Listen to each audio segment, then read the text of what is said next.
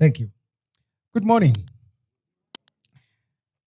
The Right Honorable Speaker of Parliament, who is on his way here, the Dean of the African Diplomatic Corps, His Excellency, the Ambassador of Zimbabwe, Your Excellencies, distinguished ambassadors and high commissioners present, members of the Diplomatic Corps, honorable members of Parliament present here this morning, our illustrious keynote speaker, and reviewers and discussants, distinguished academics, policy experts, representatives of partner institutions, leaders of civil society organizations, students, youth leaders, members of the media, participants joining us virtually from across Ghana, Africa, and beyond, ladies and gentlemen. Earnest greetings to you all.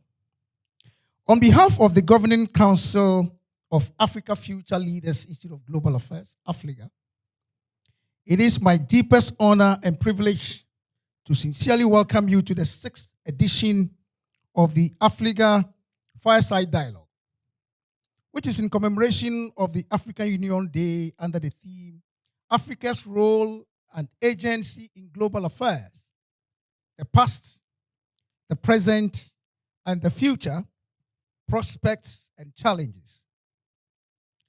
We are deeply honored by your presence and participation in today's important conversation, ladies and gentlemen. Your attendance reflects our shared commitment to advancing thoughtful dialogue on Africa's space in the evolving global order and our collective responsibility to shape the continent's future.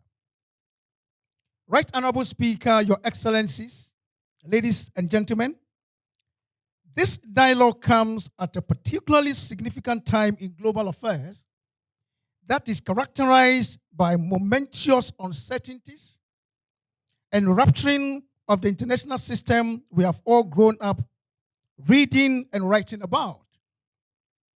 Across the world today, ladies and gentlemen, geopolitical shifts, economic uncertainties, security concerns, and debates around global governance continue to redefine international relations.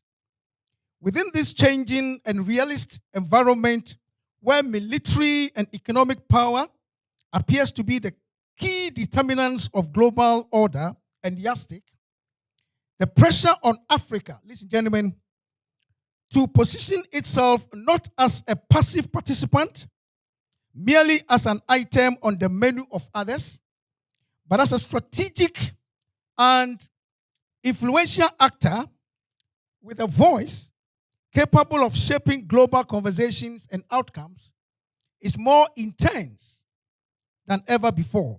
And of course, for very known reasons. Having in mind the massive youth dividend, untapped capabilities of women, valuable minerals beneath the ground that Africa can boast of, today's engagement, ladies and gentlemen, provides an important intersection for deeper reflection on the continent's historical experiences, contemporary realities, and future prospects. It also creates space for meaningful intergenerational exchange among experienced policy makers, practitioners, scholars, and emerging young leaders who are expectantly passionate about transforming Africa's continent. At AFLIGA, ladies and gentlemen, we remain convinced that Africa's future role, agency, and influence in the global space will depend largely, ladies and gentlemen, on inclusive governance, strong institutions, youth empowerment, entrepreneurship, innovation, sustainable peace building, and the much bigger strategic role for capable women in rooms and tables where critical decisions are being made. We believe that it is time for Africa to engage and equip more women and youth in economic development, governance systems, and geopolitics. There is indeed a dire need for comprehensive intentional, systemic women and youth-focused human capital development programs in ethical leadership, governance, and geopolitical education across the continent. These, Your Excellencies, are not only developmental priorities, they are thoughtful strategic pillars for strengthening Africa's future voice and agency in global affairs. Africa must be intentional in building systems that deliver and support Africa's innovation, quality, and enduring results for long after today's conversation has ended.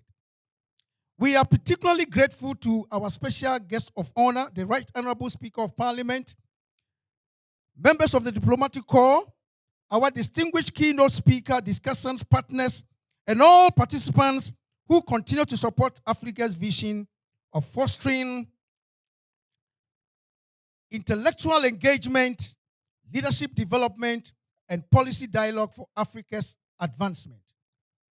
Your Excellencies, ladies and gentlemen, as we commemorate Africa's Union Day this year, may this fireside dialogue inspire deeper reflections, collaboration, bold thinking, and practical, innovative African solutions to our common problems toward enduring and building the Africa we want. An Africa that is peaceful, prosperous, united, people-centered, and globally respected. May we use this dialogue, ladies and gentlemen, to remind ourselves that the future will not reflect what we had hoped for. Instead, the future will only reflect what we did. The legacies we left behind that continues to be told in stories by the next generation. Anytime I see the moon, it reminds me of Neil Armstrong and the stories his grandchildren, his great-grandchildren are saying today. And I guess they say, yes, our grandpa has his footstool on that shining ball. They proudly remark. Your Excellencies, we may not be able to change Africa's colonial, fragmented past, but certainly, as leaders of today, we can do a little more to equip the women and youth of Africa to change the pattern. I encourage us all, ladies and gentlemen, in-person and online participants, to actively engage in today's discussions and take full advantage of the rich insights that will emerge from this dialogue. Let us go and replicate in our own small ways the ideas being shared here to engage in public education and sensitization about the new Africa we all want by 2063. The global community may choose to keep referencing Africa's past and current performance. But from this series of dialogues, ladies and gentlemen, we can resolve to equip the women and youth of this continent to write a new chapter, a new book, a new report, and a new documentary, and a new history about the Africa we all dearly love. That is a choice we can all make from this dialogue. And I do pray that we make that choice and leave our footprints on the contours of the new Africa, that the Africa we all want and are working hard toward. Once again, Your Excellencies, distinguished ladies and gentlemen, welcome to AFLIGA's 6th Fireside Dialogue, and I thank you all for your attention. Thank you very much. Thank you very much, Doc, for these insightful remarks. And a few things I picked from there. One, it is time to engage more women and youth in Africa's agenda across the continent. Two, Africa must be intentional in building sustainable frameworks and practical solutions towards the Africa we want, one that is people-centered and globally respected. Again, you said the future will not reflect what we hoped for, but will reflect what we did. And finally, we can choose to equip the youth and women on the continent to write a new book, a new documentary, a new report, and a new history. Thank you very much for sharing these thoughtful remarks. We know that this has laid the foundation for today's discussions. Shall we please give another round of applause for our executive director this morning? Ladies and gentlemen, and your excellencies, we would want to once again announce that we are very much live online, and our online audience, we want you to engage with us. You can drop your comments in the Zoom or on our YouTube channel. We'll be happy to read them as we go to the open forum section. This is our continent, this is our dialogue, and we hope that we can together shape this continent. So please do well to drop your comments, and we'll talk about it within the section of the open forum. Thank you very much. Your Excellencies, distinguished guests, before we proceed further, please permit me to specially acknowledge the presence of members of the diplomatic corps and community and representatives of the key international institutions joining us for today's dialogue. We are honored by the presence of representatives from the Republic of South Africa, from Togo, Zambia, Algeria, Angola, Zimbabwe, Rwanda, from the AFCTA, the United Nations Development Programme, UNDP, the World Bank, and the Konrad Adenauer Stiftung, and among others. Your Excellencies and distinguished representatives, we warmly welcome you and thank you for joining this important intercontinental conversation. Shall we give ourselves a round of applause, please? Great. At this point, we want to take our keynote address for today. And our keynote speaker is a respected scholar of international relations, governance, and political economy at GIMPA, where he also coordinates the PhD program in public administration, governance, and leadership. He is the founder and lead researcher of the Pan-Africanist Center for African Diplomacy and Global Engagement, a convener of the International Relations and Diplomacy Network Ghana. He is also an accomplished author whose works critically explore African development, youth agency, diplomacy, and economic dependency within the global system. Ladies and gentlemen, please help me welcome this morning Professor Lord Maoko Yevuga to give us the keynote address for this morning. Shall we please do a better one on him? Distinguished guests, Your Excellencies, I think I'll stand on the protocols already established to wish all of us a good morning once again. I'm very pleased and deeply honored to deliver the keynote address at the 6th AFLIGA Fireside Dialogue in commemoration of this year's African Union Day on the theme, Africa's Role and Agency in Global Affairs, Past, Present, and Future, Prospects and Challenges. Now let me begin. I think there's a PowerPoint that will be showing so we can follow some of the things from the PowerPoint. Now let me begin with an honest admission. Every time I'm invited to speak about Africa's role and agency in global affairs, I feel the simultaneous pull of intellectual obligation and moral agency. The question of Africa's place in the world is not simply academic abstraction to be dissected in conference rooms, however well appointed. It is a question that carries the weight of centuries of dispossession, the promise of a continent years unrealized, and the stubborn persistence of a people who have been refused again and again to disappear into the margins of history. Today, as we mark the founding of the African Union and reflect on its aspirations, I want to engage this question with a seriousness it demands, not with the triumphalism that too often characterizes our commemorations, nor with the tired pessimism of Afro-pessimist scholarship, but with a critical, constructive honesty that I believe this moment requires. My argument, stated plainly from the onset, is this: Africa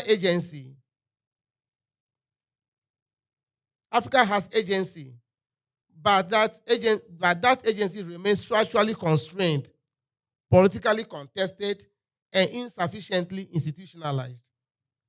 Until we confront with this same rigor we apply to celebrating our continent's ambitions, we will remain caught between aspiration and actuality. Now I want to take us on a historical journey by tracing the foundation of Africa's agency in global politics. So I'll look at the colonial structural problem. And I will argue that colonialism was not a historical event. It was a structural problem. And that to understand Africa's present positioning in global affairs, we must resist the temptation to treat colonialism as a historical event that has passed. Colonialism is more accurately a structural condition whose legacies continue to organize international relations to this day. The scramble of Africa, formalized at the Berlin Conference of 1884 to 1885, was not merely a political cartography event. It was an institutional architecture of a world order built upon African subjugation, and that architecture, though modified, has never been fundamentally dismantled. African thinkers diagnosed this problem with precision long before the international development community acknowledged it.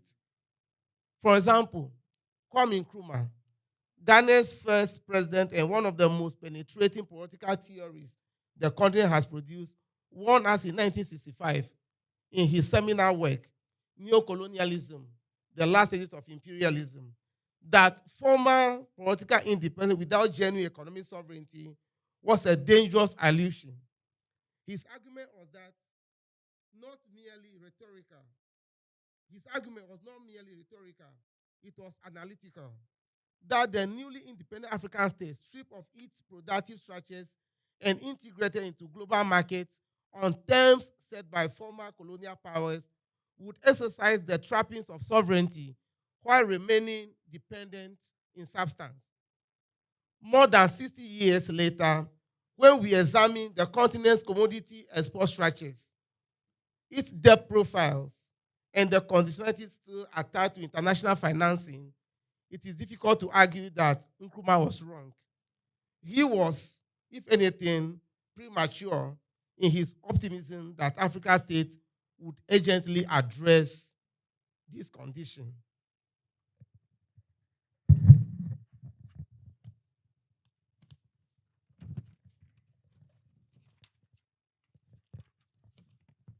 Walter Rodney, the great Guyanese historian, deepened this analysis in his famous work, How Europe Underdeveloped Africa, published in 1972.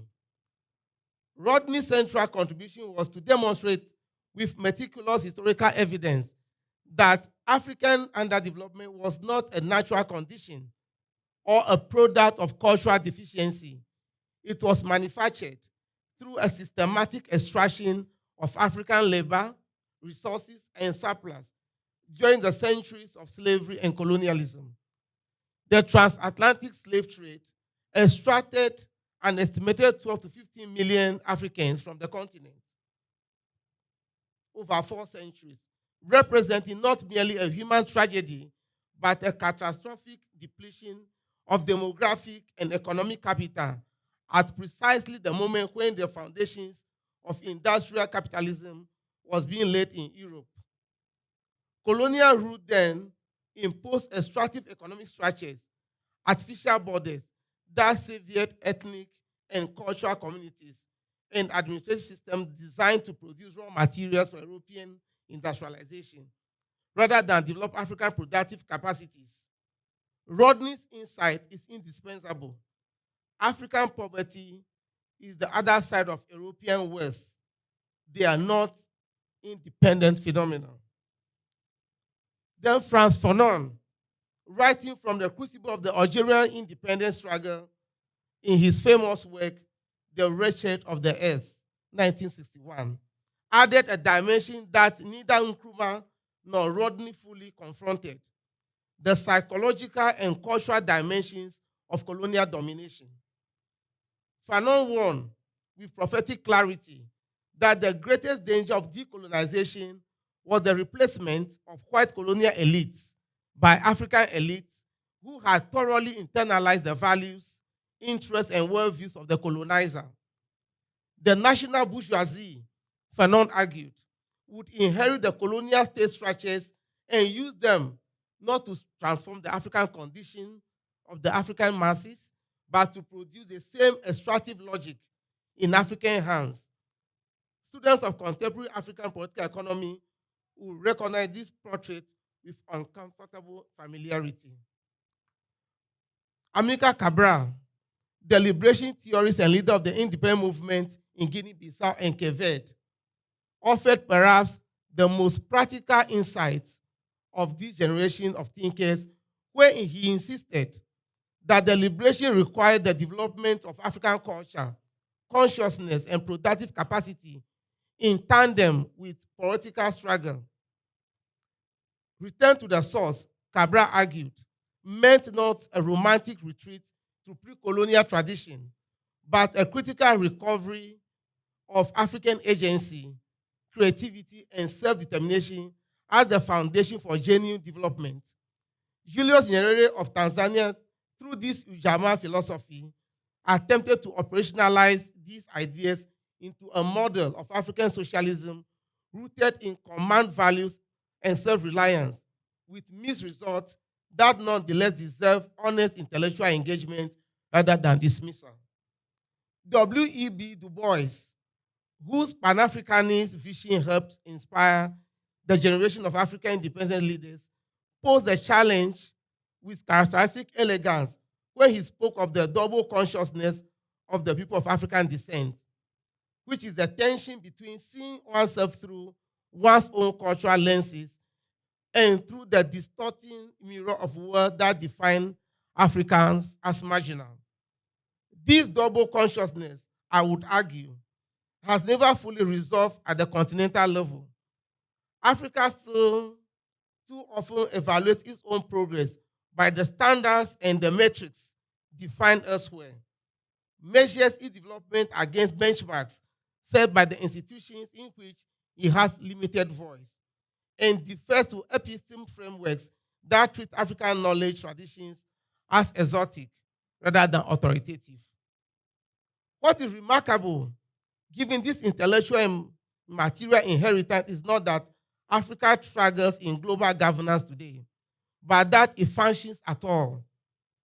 The Organization of African Unity, founded in 1963 and driven in large by Kwame Nkrumah's continental vision, was an audacious act of political solidarity in a world still deeply hostile to African self-determination. The transformation of the African Union in 2002 represented a genuine ambition to move beyond the OAU's narrow, sovereignty-obsessed architecture towards a more interventionist, people-centered continental project. These are not insignificant achievements.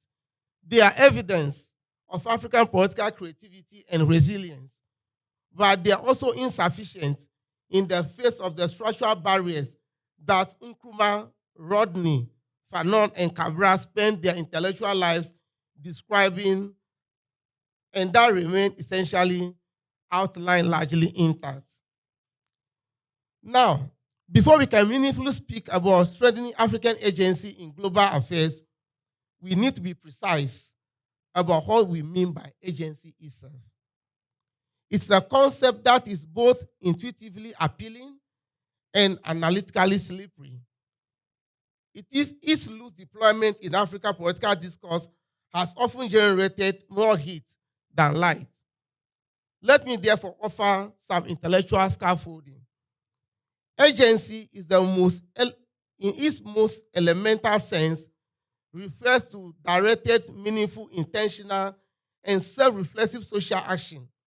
It describes the capacity of an actor or a set of actors to act upon situations, to make choices, and to shape outcomes rather than merely receive them.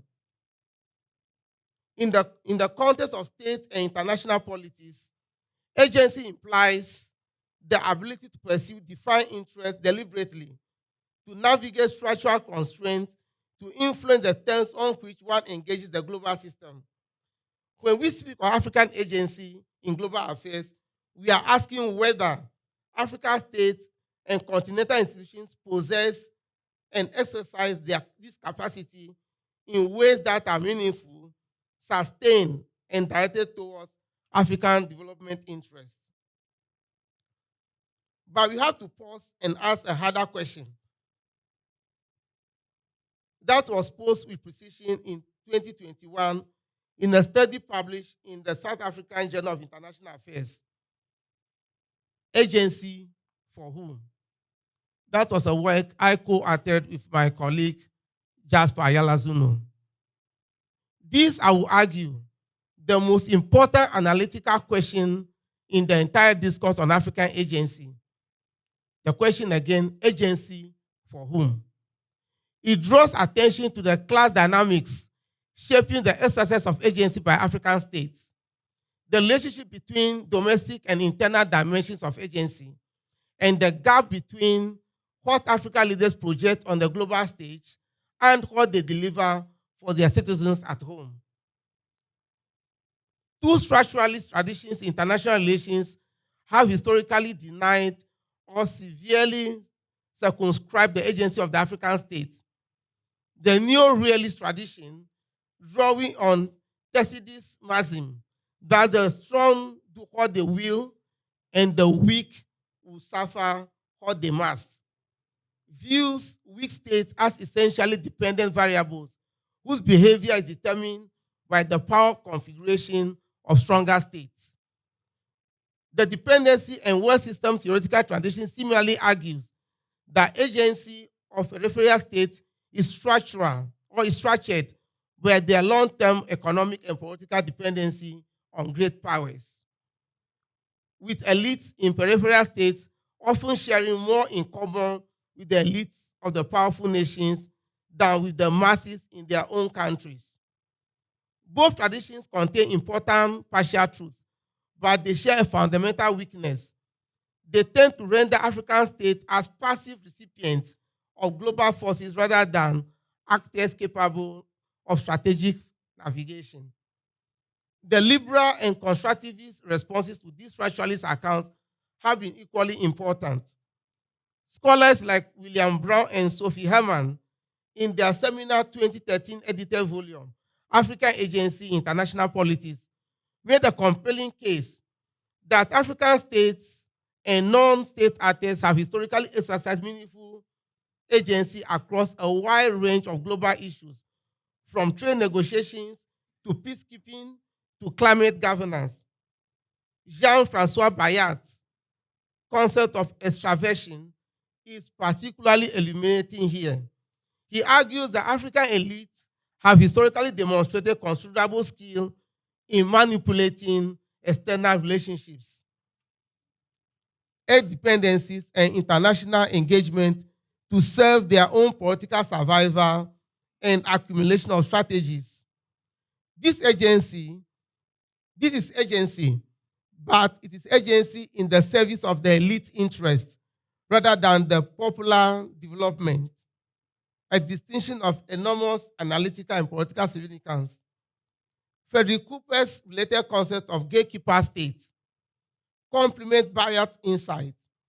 African states, Cooper argues, inherited a colonial administrative structure whose primary function was to develop a productive economies, but to control the interface between African territories and the global economy, extracting rent from that interface. The post-colonial political elite class, in many cases, has produced this gatekeeper function, using control of the state boundary with global capital as a source of accumulation and political patronage, rather than a lever for development. When a government negotiates a mining concession with a multinational corporation, it exercises agency in the formal sense. But if that negotiation is driven by the imperative to generate rent from clientelist networks rather than secure optimal fiscal terms for the state, then agency is being exercised against, not on behalf of ordinary citizens. This point is not merely rhetorical or theoretical. Research into Ghana's governance of the artisanal mining, small-scale mining sector has demonstrated the concrete consequence of this agency gap with disturbing clarity. Ghana has on paper some of the most comprehensive artisanal and small mining laws in the world and has formally committed to the African Mining Vision, the African Union's flagship continental development blueprint on mining governance. Yet, the artisanal small-scale mining sector remains overwhelmingly informal, ecologically destructive, and exploitative of the most vulnerable miners. The explanation lies not in technical capacity deficit, but in the neo-patrimonial character of the Ghanaian state, in which political elites instrumentalize state institutions selectively, activating enforcement where it serves elite interests and disabling it where its enforcement would threaten their clientelist networks.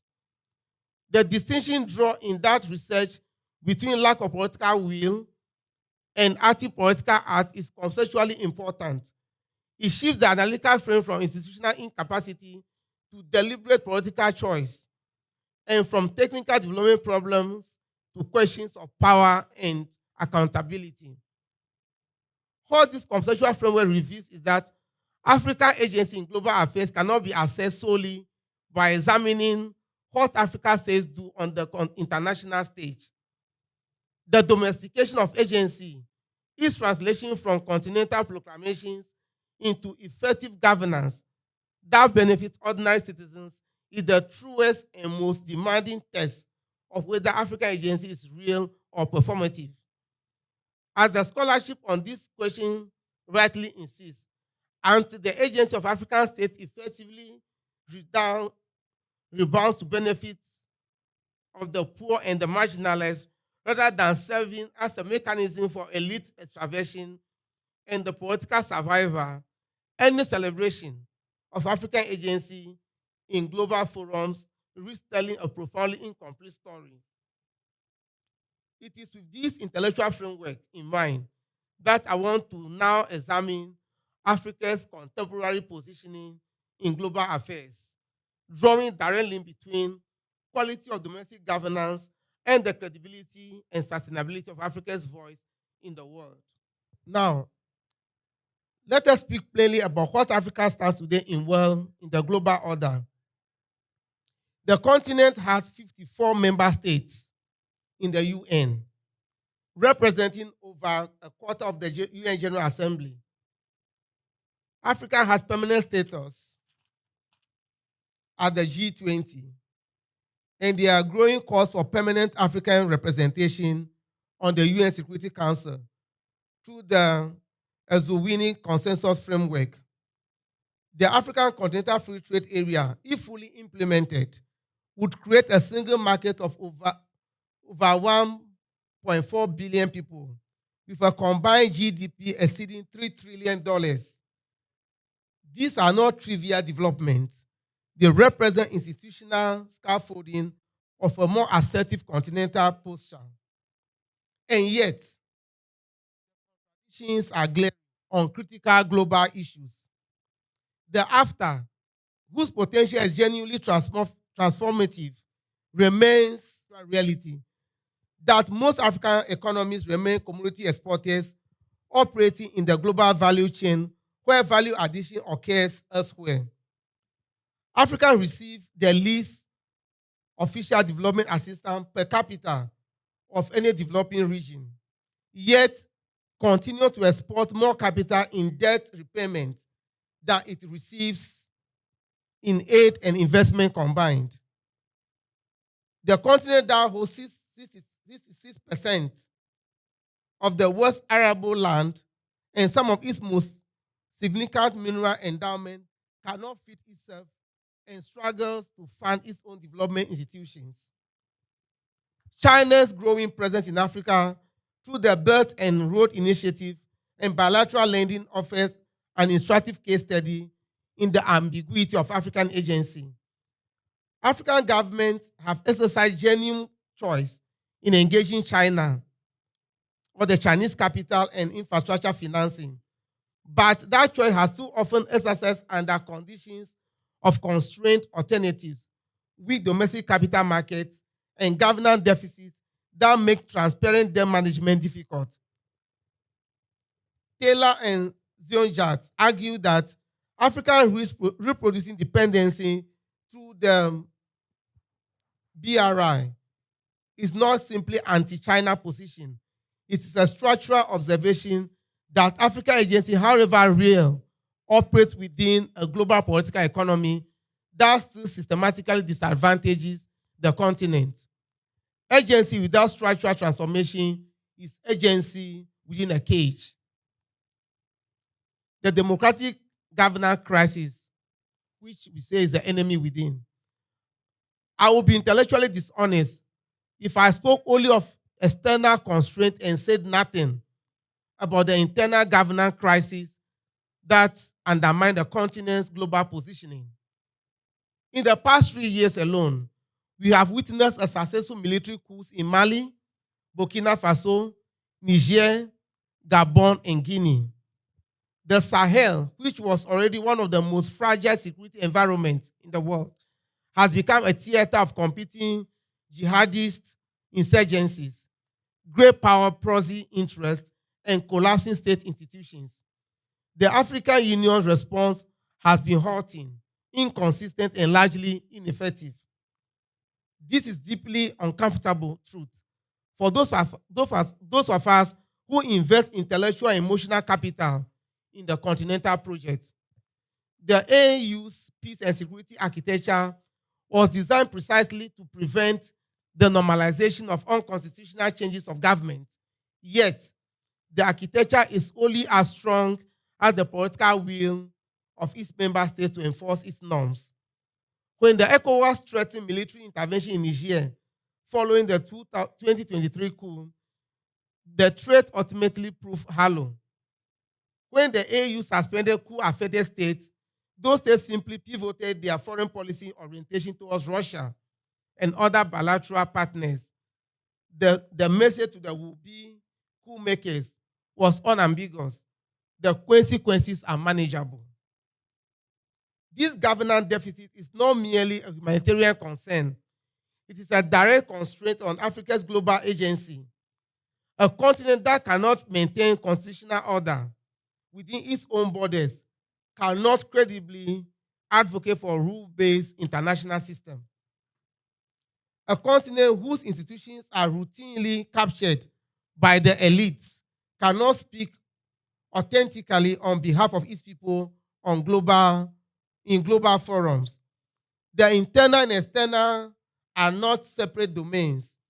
The quality of African governance is the foundation upon which continental agency is built or undermined. Africa is the youngest continent in the world. The median age on the continent is approximately 19 years, compared to over 40 in Europe. By 2050, 1 in 4 people on Earth will be African. This demographic reality is routinely invoked in development discourses, sometimes as a promise and sometimes as a threat, depending on whether or not the continent can generate sufficient employment and educational opportunities for these young people. But I want to make a specific argument here. The inclusion of the youth and women in governance and decision-making processes is not simply a normative aspiration rooted in SDG 5 or Agenda 2063's Aspiration 6. It is an empirical prerequisite for the kind of inclusive institutional development that can sustain African agency over the long term. The evidence from governance research is consistent. States with higher levels of female participation produce better outcomes on measures of institutional quality, corruption reduction, and public goods provision. The exclusion of women and youth from formal governance structures is therefore not just a justice issue, it is a strategic governance failure. We must also be honest that The mainstreaming of youth and women's participation faces serious structural resistance. Electoral systems on the continent are largely designed by and for political incumbents with strong incentives to maintain existing power arrangements. Continental gender quotas, where they exist, are too often purely enforced or circumvented through candidate substitution processes. Youth activism, which has produced some of the most significant pro-democracy movements on the continent in recent years, from the Feast Must Fall movement in South Africa to end SARS uprising in Nigeria, has too often been met with state repression rather than institutional accommodation. AFLIGA's commitment to foregrounding youth and women leadership in this dialogue is therefore not ceremonial.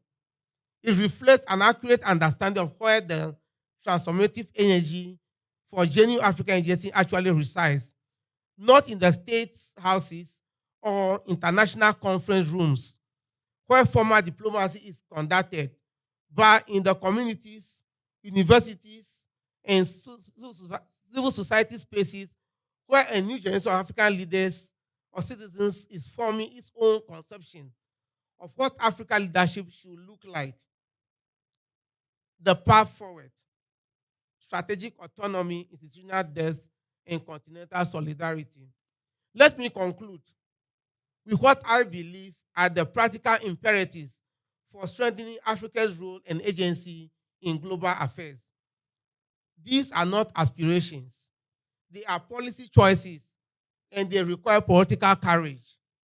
First, African states must invest seriously in the institutional capacity of African Union. The African Union is chronically underfunded, with member states routinely defaulting on their assessed contributions. The Kagame Commission reforms of 2017, which proposed financing the AU primarily through 0.2% levy on eligible imports rather than donor dependency, offered a credible path towards institutional financing autonomy. Implementation has been partial and slow. This must change. The African Union that cannot fund itself cannot lead the continent. Second, the AFTA must be operationalized with genuine political commitment. The agreement is in place.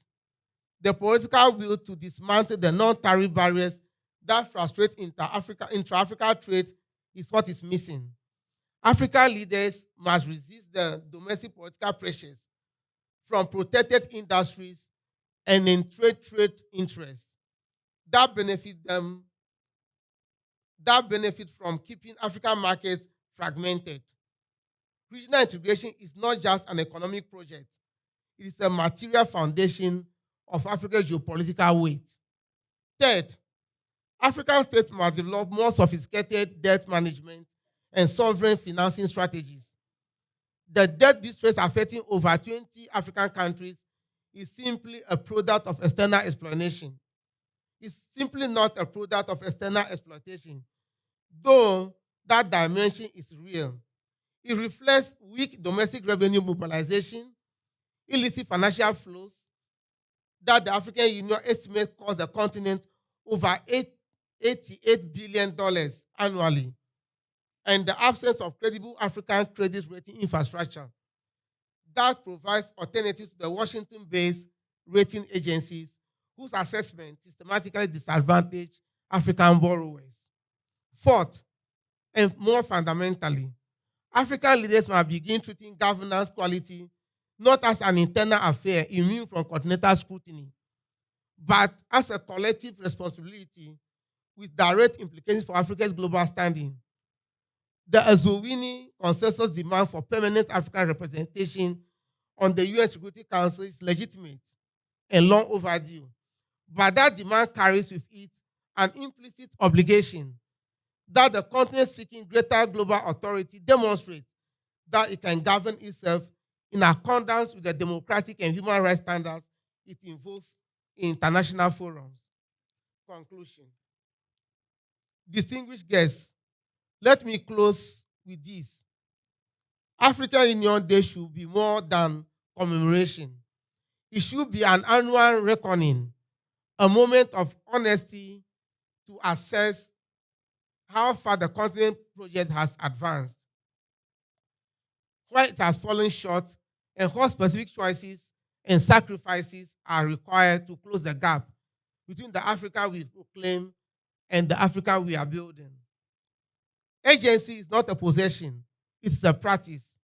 It is exercised or it is forfeited through every institutional choice, every governance decision, every budget allocation, and every moment of political courage or cowardice.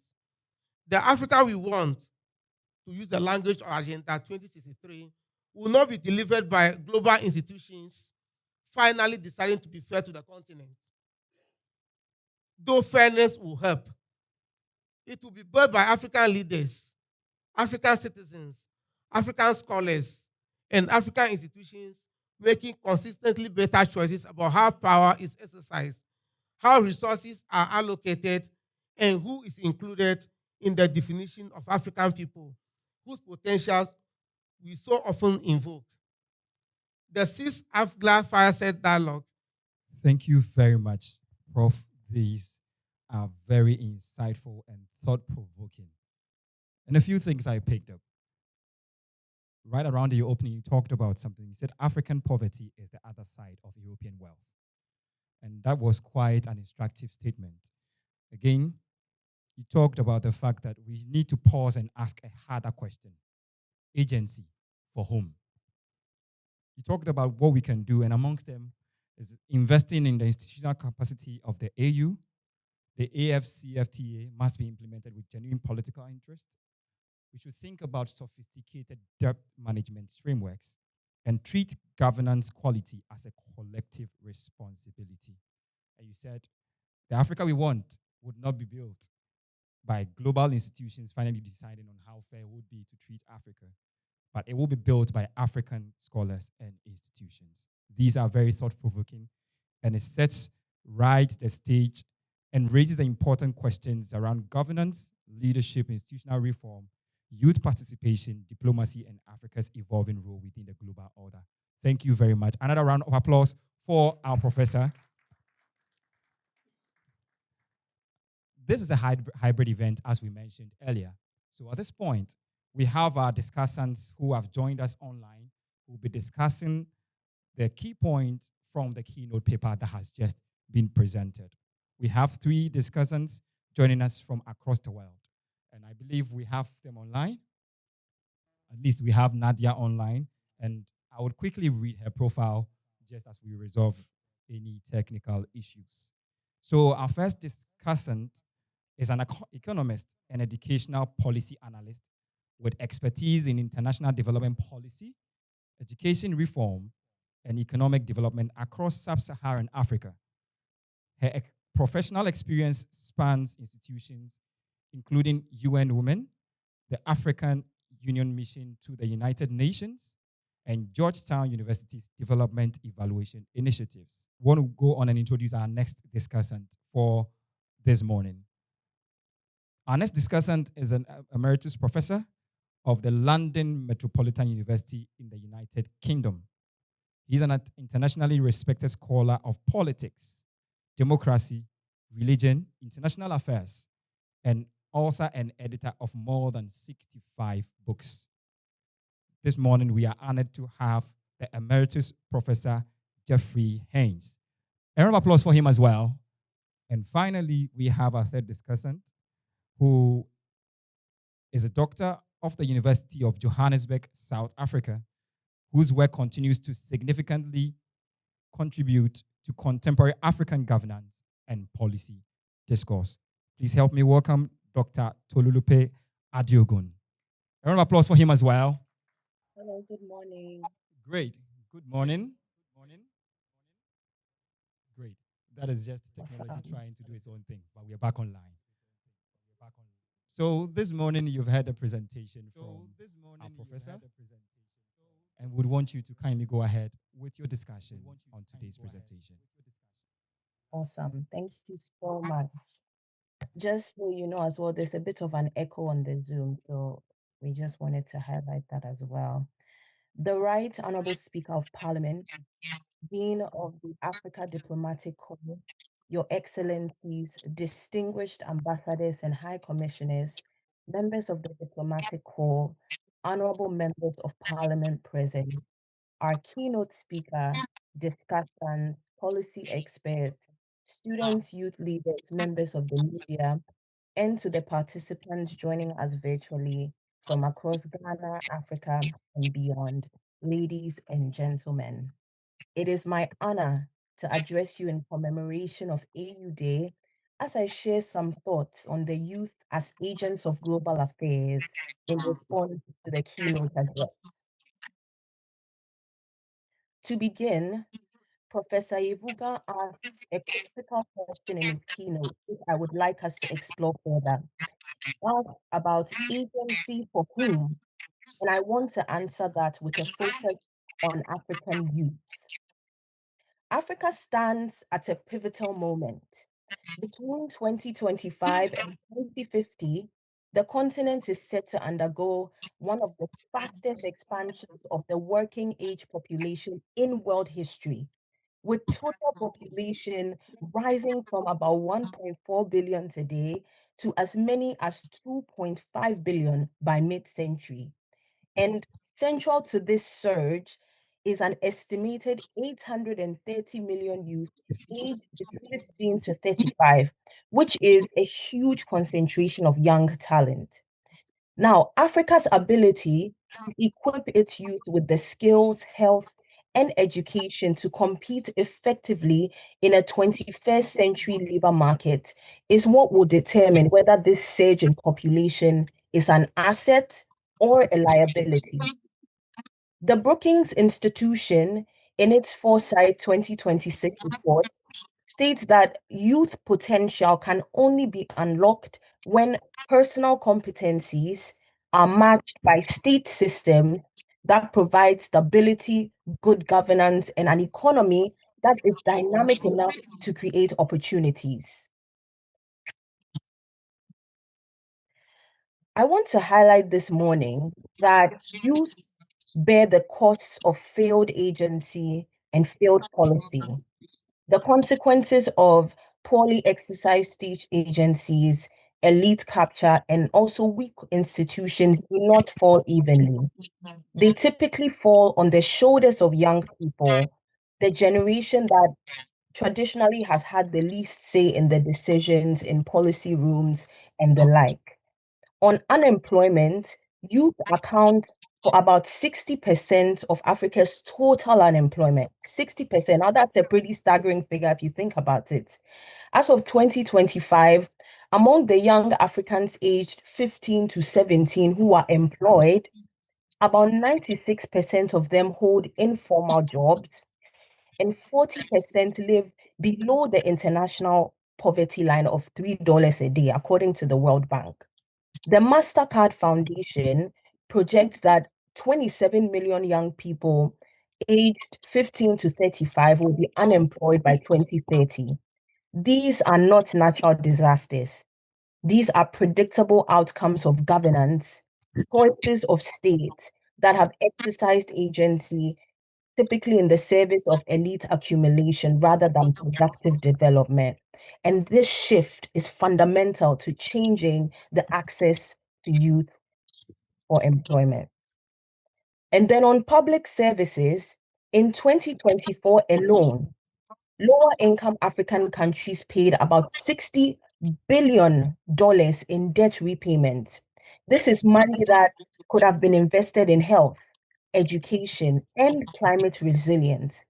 Over 3/4 of these countries now spend more in servicing their foreign debt than funding healthcare systems, schools, and the like.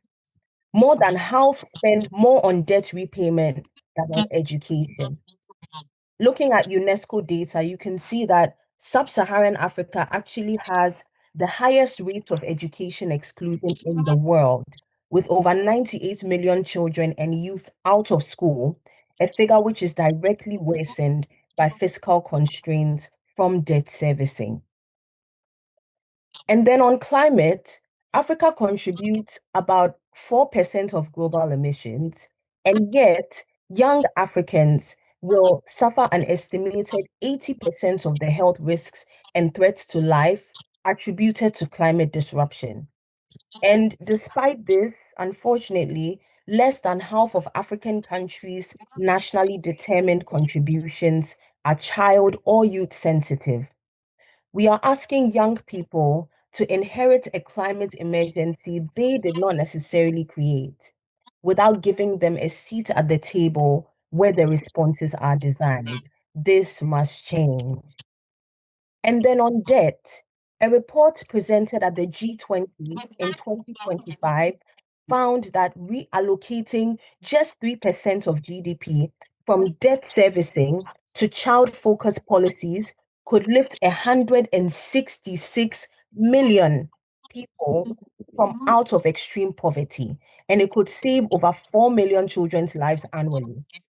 And the debt burden accumulating on the continent is not abstract. It's a mortgage taken out of the futures of the people who were never consulted. It is also important to include youth voices, not as a formality or a token, but to include youth voices meaningfully to drive change. And implementing policies that improve the well-being of African youth requires deepened engagement and access. And so Professor references research that draws a distinction between lack of political will and active political want, between institutional incapacity and deliberate political choice. And I want to apply that distinction here as well. So agency is a question of access. The professor defined agency as directed, meaningful, intentional, and self-reflective social action. So by that definition, I want to ask a concrete question. Do young Africans really have agency?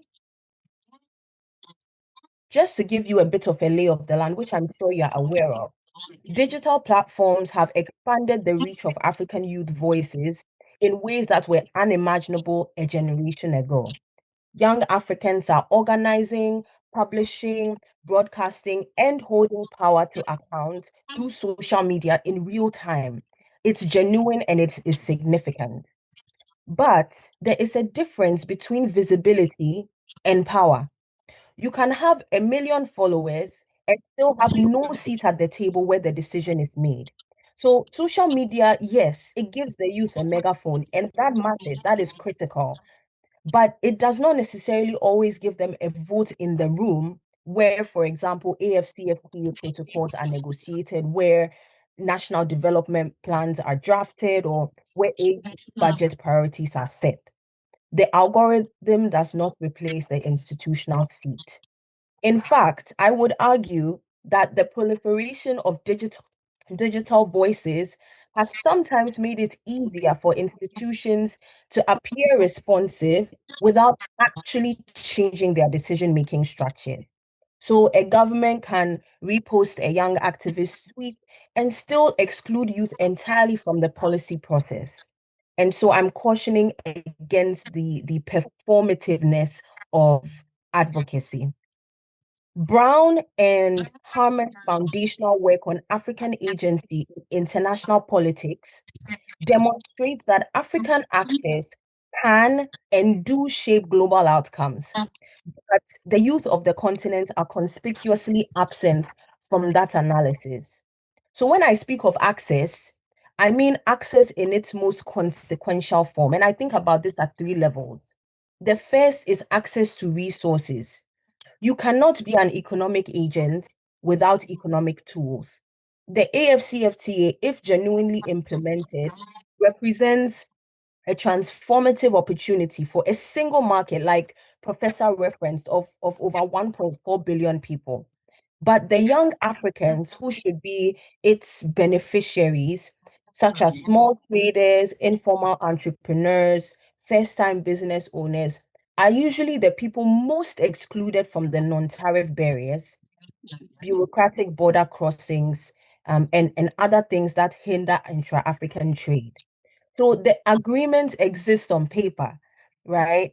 But now we must ask whether the political will to make it work for the ordinary young Africans fully exists.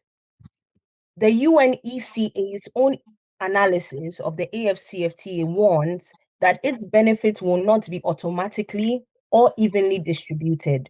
So we need deliberate inclusion measures, the young, informal, and unconnected, in order to ensure that they have the resources they need.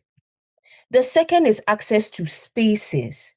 The AU has the African Youth Charter, it has a youth envoy, which are both very laudable efforts, among other initiatives.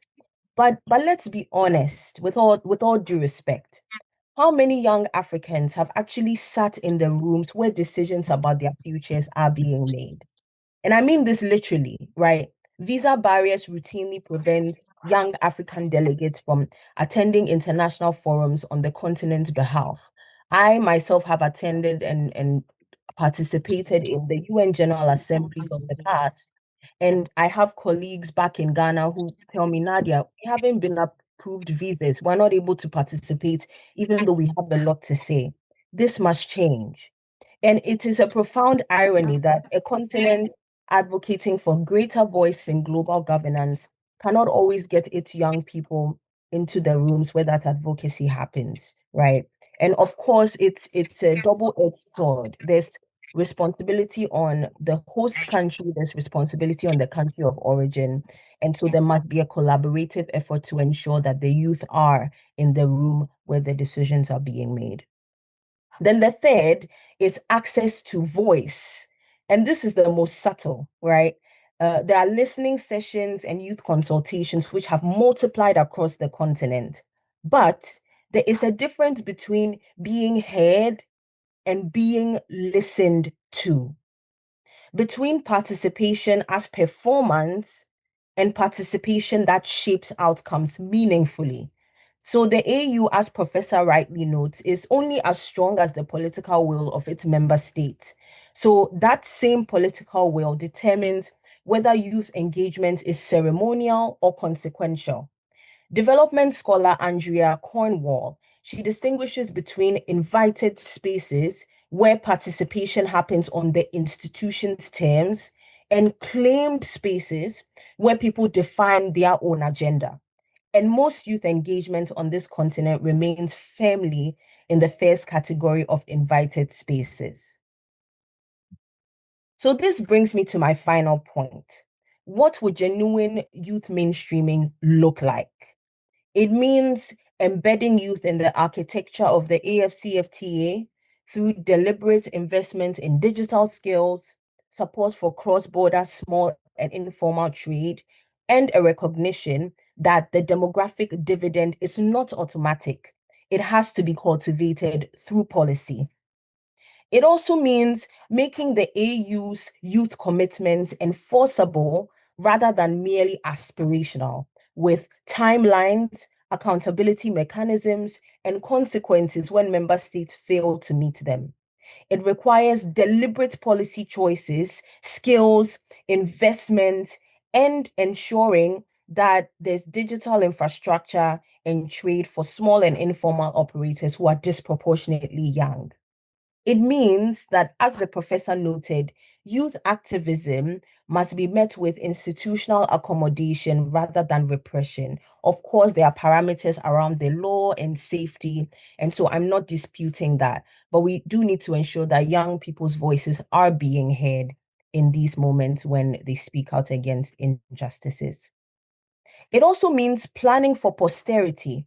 The institutions being built or neglected today are an inheritance of the generation that had no seat at the table when the decisions were made. Leadership that does not ask, what does this mean for those who come after us, is not leadership. It is self-seeking and it is self-serving. It is the management of the present at the expense of the future. The institutions being built need to think about posterity, need to think about the future generations. And I commend AFLIGA for its commitment to this dialogue, which foregrounds youth voices as part of Africa's intellectual and civic infrastructure, which in itself is the kind of agency we need more of. So I want to leave us with this today. Let us move urgently and deliberately from including youth in the conversation about Africa's future to ensuring that the youth have the genuine power to shape it. Thank you so much for your time, and I look forward to our discussion today. Subsequent to the keynote paper, and a few points you mentioned that would linger on. You talked about the fact that, and those glaring numbers, 27 million youth will be unemployed by 2030. And interestingly, 2030 is not too far from us. Again, 60 billion in debt servicing, which is more than the health budget of many low-income African countries. That is quite staggering. And 166 million could be lifted from poverty by reallocating just about 3% of our GDP. You cautioned against the performativeness of advocacy. And you said, for us to ensure that youth are fairly represented and are a driving force behind the African we want, we need to give access to resources, access to space, access to voice. And you said there's a difference between being heard and being listened to.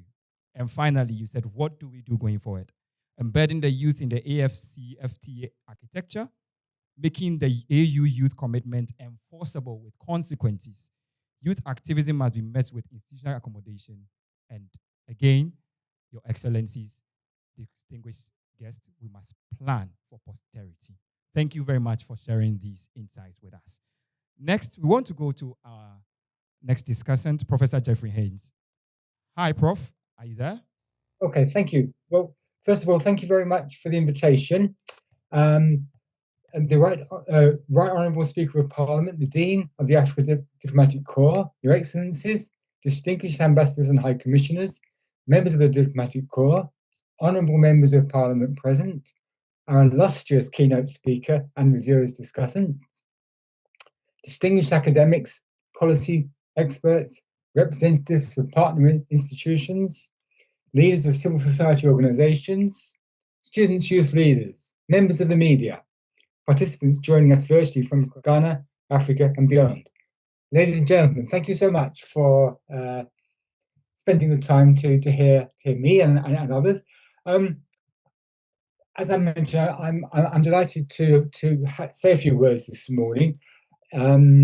I think the keynote speaker's address was very, very interesting, inspiring, and thought-provoking. And the first discussant's comments and ideas were also very, very interesting and illuminating. I want to comment on the keynote speaker's address, but also bring into the discussion some comparative issues about how the African Union is functioning in a world which we all know has rapidly changed in recent years. And like other regional organizations, the AU is finding it difficult to find its feet in what is essentially a new world order.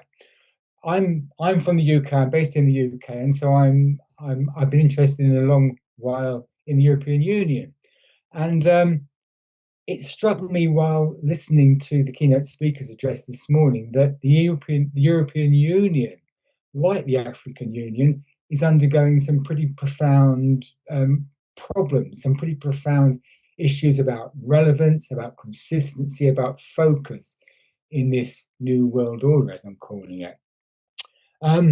We live in an era of economic nationalism. We live in an era of political polarization, and we live in an era of skepticism about democracy. We also live in an era where the international order has changed in recent years. During the Cold War years, of course, there was a clear division between East and West. Today, that has changed completely. Europe, like Africa, finds itself in a something of a crossroads, I think. How Africa can deal with current concerns is very much like how Europe can deal with current concerns. So my point is simply that the issues that the AU faces are, I think, rather universal. Regional organizations everywhere are facing profound questions about relevance and focus in 2026.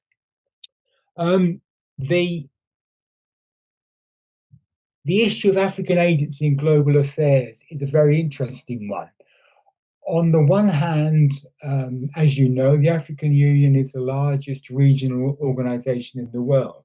Nearly a third of the world's states belong to the AU. So one might imagine that the problems of collective action with such a large number of states might well be profound. I mean, as I mentioned, the European Union, only 27 states make up the European Union, and there are profound problems of unity and about the ability to make collective decisions. So on the one hand, there's the international issue about what I might call African agency, trying to bring together 54 rather disparate states into a focused and consistent approach to global affairs. And like the keynote speaker mentioned, and rather like the European Union again, does the AU have institutions that possess sufficient capacity to enable meaningful, sustained, and directed efforts towards African development interests? And probably not. Probably not. Even though the AU has been around now for 24 years, it's clear that it takes a very long time and a great degree of commitment to create institutions that have agency. There is always, of course, the problem between individual countries' aspirations and the aspirations of the collectivity. And I'm afraid in the current era, I've mentioned economic nationalism, political polarization, skepticism about democracy. Individual states' concerns may well take precedence over collective concerns.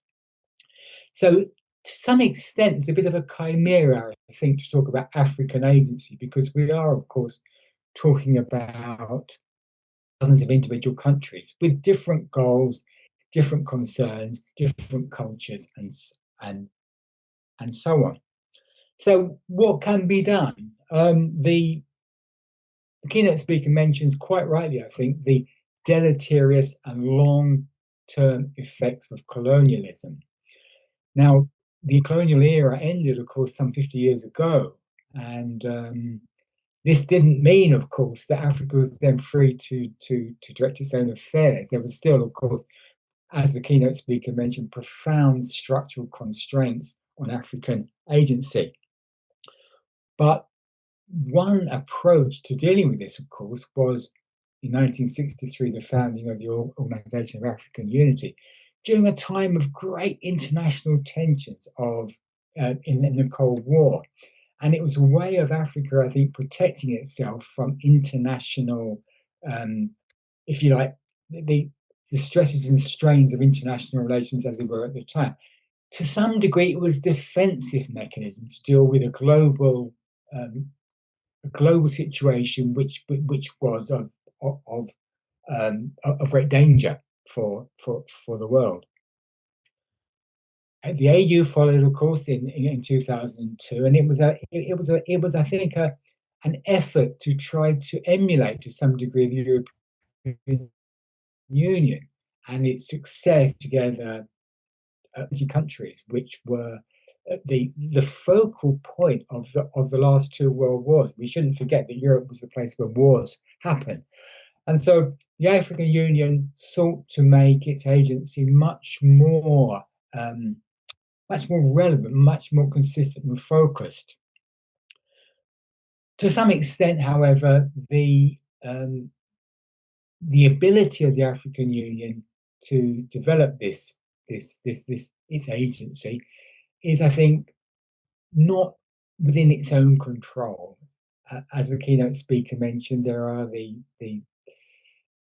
the structural constraints of global power constructs, which, although they change somewhat, Africa doesn't really have the ability as yet to be a global player. I mean, it's a moot point whether any international organization can be a global player in the sense of a superpower, say, or a great power. So Africa has 54 member states, nearly a third of the the United Nations organization. Observer status at the G20, and there had been for many years persistent calls for Africa to have a seat at the in the Security Council.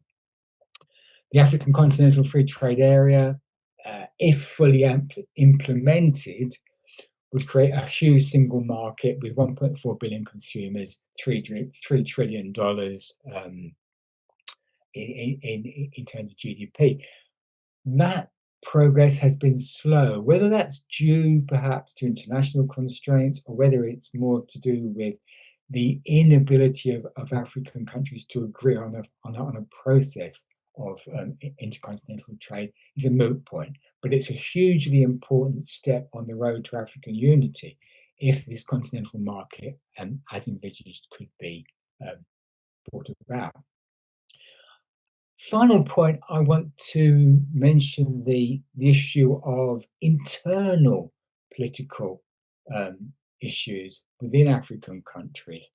As the keynote speaker mentioned in his address, there's not only external constraints on African agency, but there's internal constraints on African agency also.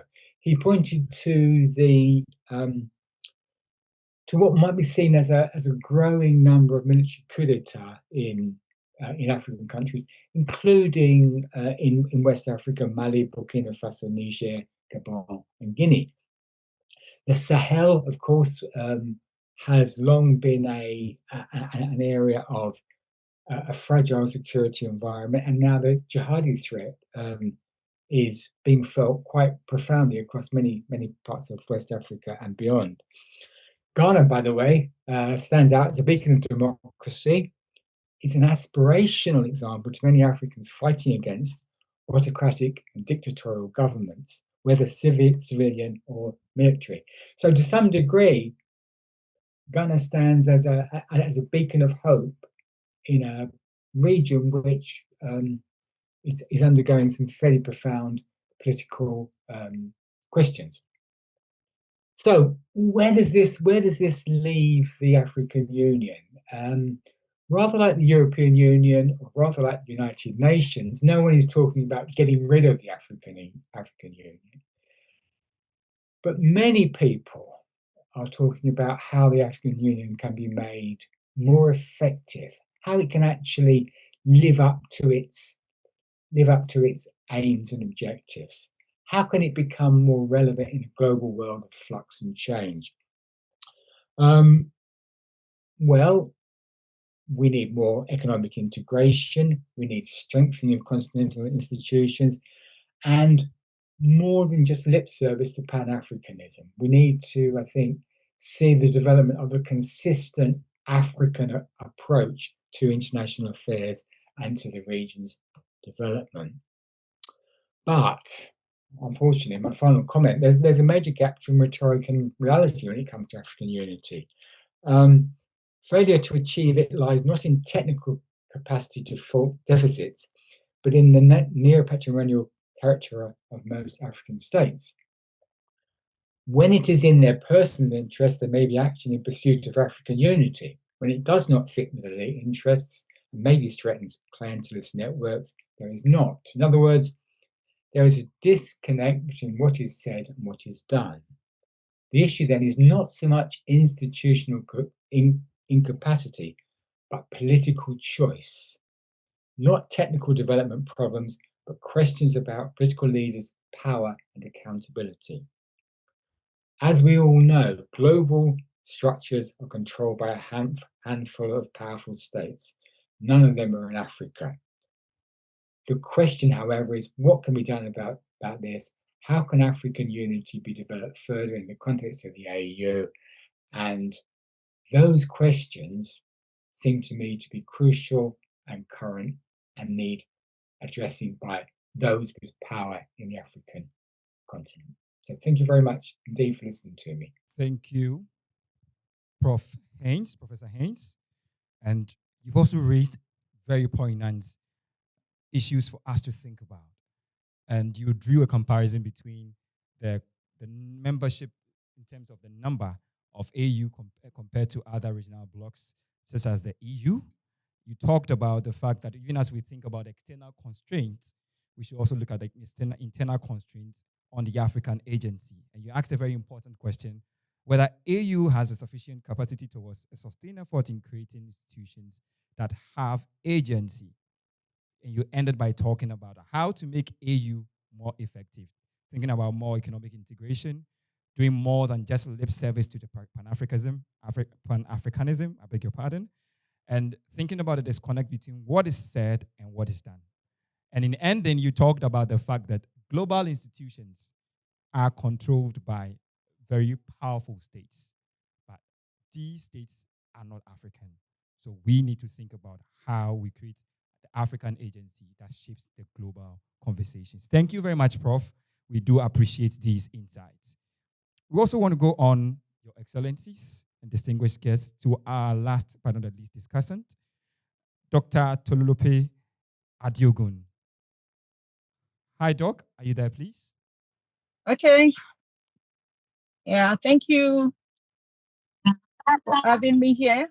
I salute the Right Honorable Speaker of Parliament, the Dean of the Africa Diplomatic Corps, distinguished ambassadors and high commissioners, members of the Diplomatic Corps, honorable members of Parliament present, our illustrious keynote speaker and reviewers, discussants, distinguished academics, policy experts, representatives of partner institutions, leaders of civil society organizations, students, youth leaders, members of the media, participants joining us virtually from across Ghana, Africa, and beyond. Framework for today's discussions on Africa's role, agency, prospects, and challenges in global affairs across past, present, and future dimensions. And here is the summary of the core pillars and critical angles propelling my own side of discussion for today. I will be looking at two critical points coming from conceptual clarification and also analytical framing under these two major points that I've highlighted. One is deconstructing Africa. When I looked through the keynote address, what came to my mind is that, do we have the same solution to Africa, since Africa has various ideas, diverse way of thinking. We have different colonizers. If we are talking about Africa, which Africa are we actually talking about? Because on my own side, I believe all these affects the unity of Africa. Are we all the same? So I'm looking at the aspects where we can actually deconstruct Africa, pardon me. Treating Africa as a monolith is quite challenging, and this will not allow thorough dissection of both internal and external constraints, because Africa has diverse interests, ideologies, and distinct realities of its various sub-regions still existing, like the Northwest, Southern, the Horn of Africa, and the small island states that we have. So when we are talking about African Union, African unity, which Africa are we actually talking about? I will hold on that until I go into further discussion. The second aspect I'll be looking at is agency. When agency was defined in the keynote address, I have questions like, okay, defining agency, questions whether agency constitutes diplomatic, economic, military, culture, or intellectual power, and whether Africa is truly driving global agendas or merely reaching to foreign powers. Quickly, I will look at looking at Africa and the historical foundation that we have. I will be looking at the nature, what we inherited from the colonizers. At the end of the day, we see Africa looking like a clay mixed with iron. And this has brought instability in so many ways to Africa. Some argue that this was a deliberate act of the colonizers so that they can always come back. But enough of all this blame game and defensive mechanism, like the last discussant has said. I quite agree. When literally, when we realize that there is a problem, then the solution should be what we are seeking for, not going back over and over and over. I want to say the little time I spent here on earth, I've been hearing this particular arguments and this blame game of the reason why the position of Africa today is because we were underdeveloped by the colonizers. We look at the argument of Kwame Nkrumah's theory of neocolonialism, like it's been written in the keynote address, looking at Rodney's theory of underdevelopment, along with Fanon's colonization of culture and psychological dimension, as rightly cited by Prof. It is not that I'm trying to say this does not affect Africa, but what is the solution? How do we move ahead? Then comes the question of what a proper solution is. Is the proper solution the style of President Traoré of Burkina Faso and the likes, whose leadership though militaristic, is said to be based on Pan-Africanism, economic self-reliance, and strategic realignments? Truly, this can be referred to as the beginning of change of narratives in the context of nationalism in African continent. But is this approach sustainable? Is this approach sustainable looking at former leaders that have gone through this particular route and how they were suddenly quenched along the way? Is it a sustainable means, and is it an approach to explore at all? So does it also mean that military rule with a patriotic African in the corridor of power is the right approach to attaining self-determination or decolonization of Africa? In the world of Mbembe, I hope I'm correct, I'm calling that name correctly, who is a theorist and a scholar of decolonization.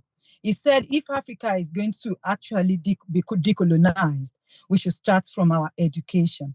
Our languages have been hijacked from us. So many other things have been done. But when do we move on from this blame game and move on to the real approach to decolonize Africa completely?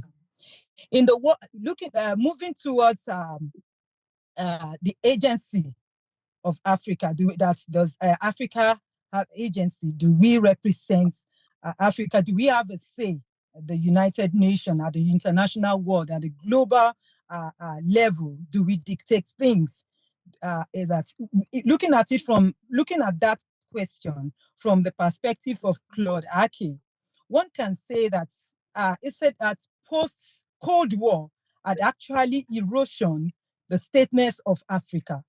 That is, we don't really even have a state. Even bad governance had reading us of this. And even the alignments that we were going through during Cold War and after Cold War had impact and effect on us. We are industrialized world came in and deepened its political and economic intrusion into the continent. Although the post-Cold War period witnessed some level of development in the 1990s, including the democratization of states and certain economic improvements, but it also generated.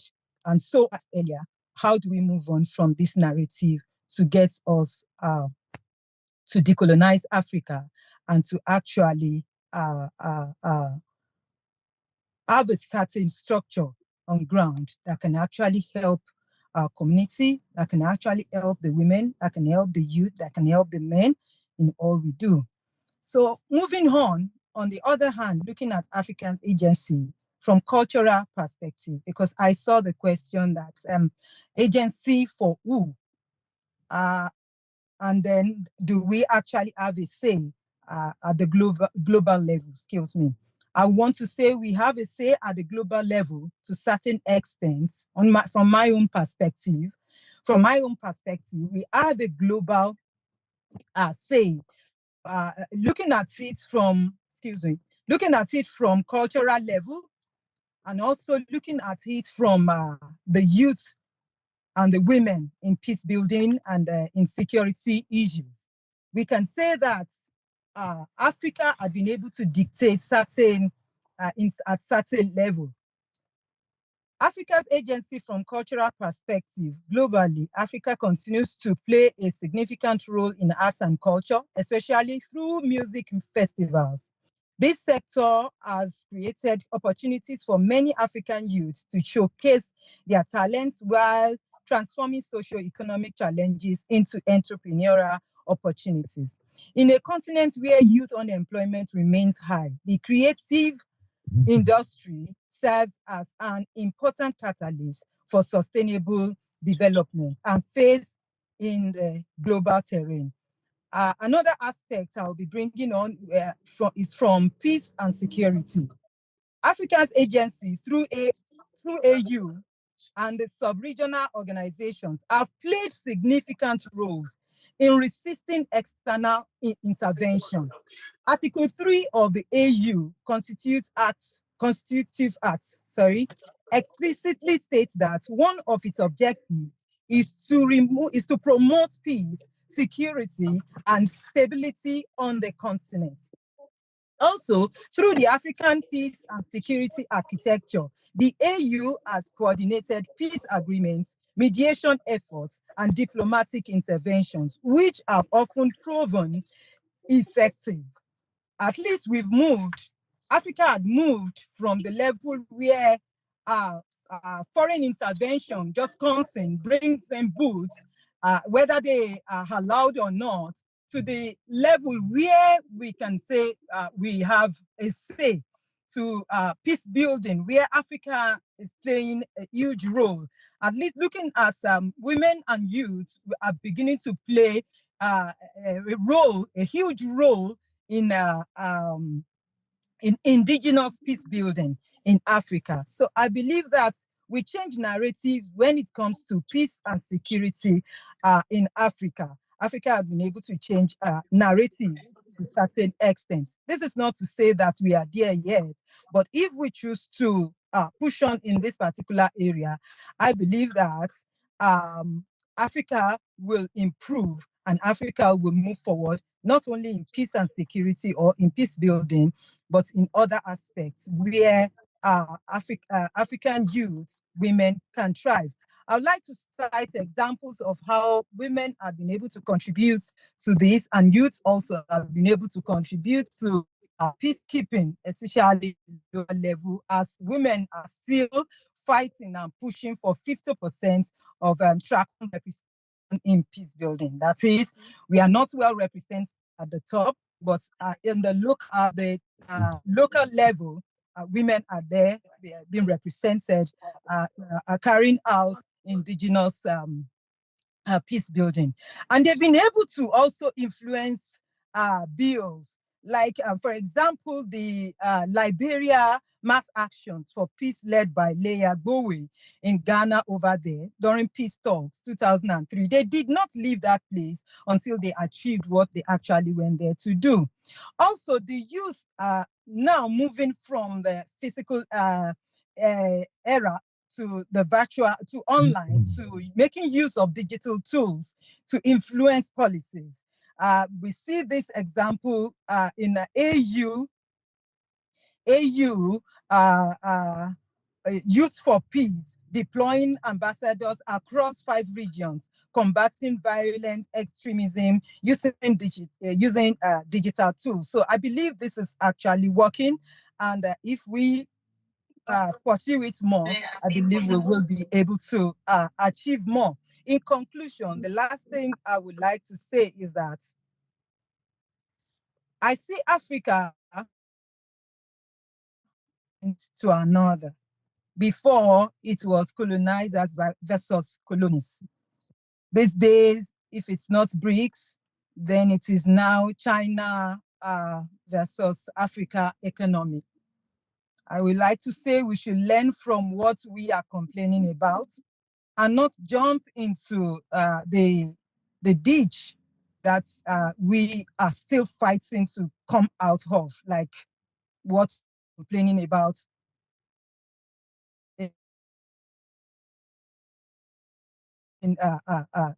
dealing with other groups that we found ourselves within. We should be mindful of how we partner with new role model, with new leaders in the global world.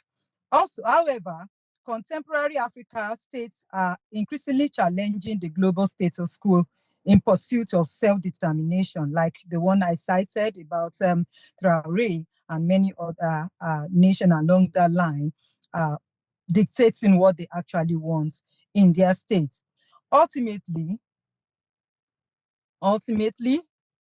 Africa's development depends largely on sustainable peace, women and youth empowerment, and the establishment of effective institutional structures supported by implementable policies.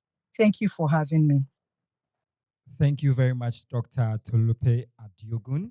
Yes, and it's great how you picked it from two angles, talking about deconstructing Africa, where you focused on talking about the fact that we need to understand whether we have the same solutions for Africa, especially with different states with their unique needs across the continent. And you made an instructive statement that Africa could be compared to mixing iron with clay. Whether this was an intentional approach by the colonizers is something yet to be understood. And you've also focused on agency, what agency really constitutes. And you talk about the fact that, yes, as a continent, we do have a say when it comes to global affairs, but it's only at a certain level, such as cultural and other factors. And finally, you said, for us to be able to build Africa we want as we go forward, it should be built on a framework of sustainable peace, the inclusion of women and youth at the table of decisions. Thank you very much for joining us. At this point, we want to go into our open forum. We believe that we have a number of reflections and thoughts, both those of us in a house and online. So with your permission, Your Excellencies and distinguished guests, we want to open the open forum. Yes, if that is great to say. So I'm sure we have some microphones around.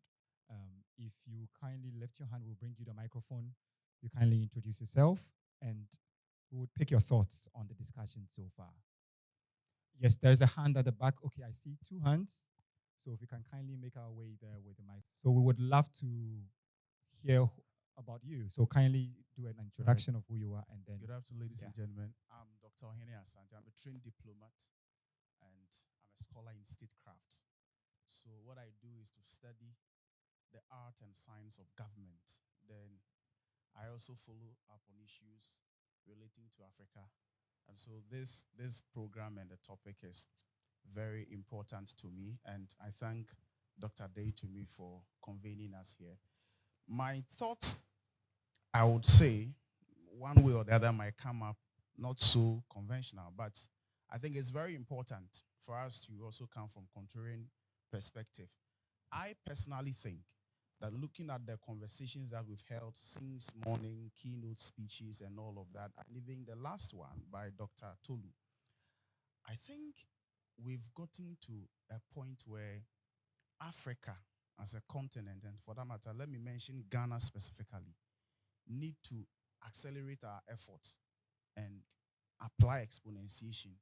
If I'm speaking to that, I mean we need a certain level of speed. We need speed in implementation because our problems are not reducing. Just February, University of Ghana graduated students of over 3,000. KNUST has done, UPSA has done, GEMPA, WINIBA, UDS, UCC, and all of that.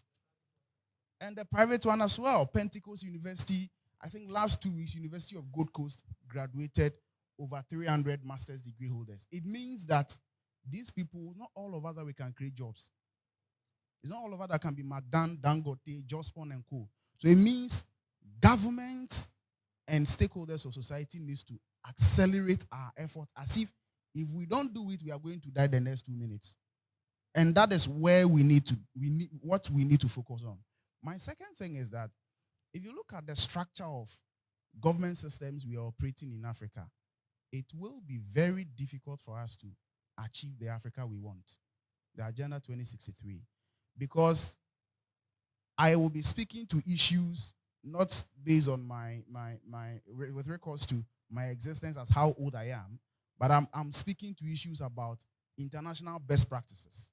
And if we are learning from those who are doing it well, for instance, Dubai, 1971, 2021, just 50 years, Dubai has been able to take their people out of poverty.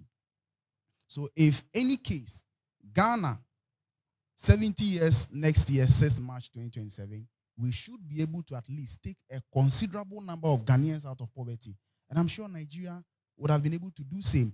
But because we inherited a government system that do not allow us to move from political independence to economic independence, our governments are still subject to international influence. For instance, why would you tell me that you are a British monarch?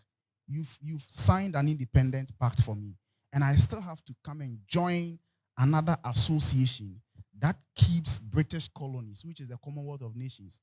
Humbly speaking, ladies and gentlemen, your excellencies, diplomats, let's be honest, what has been the impact of Commonwealth to Ghana? And we don't join it for free. We pay dues.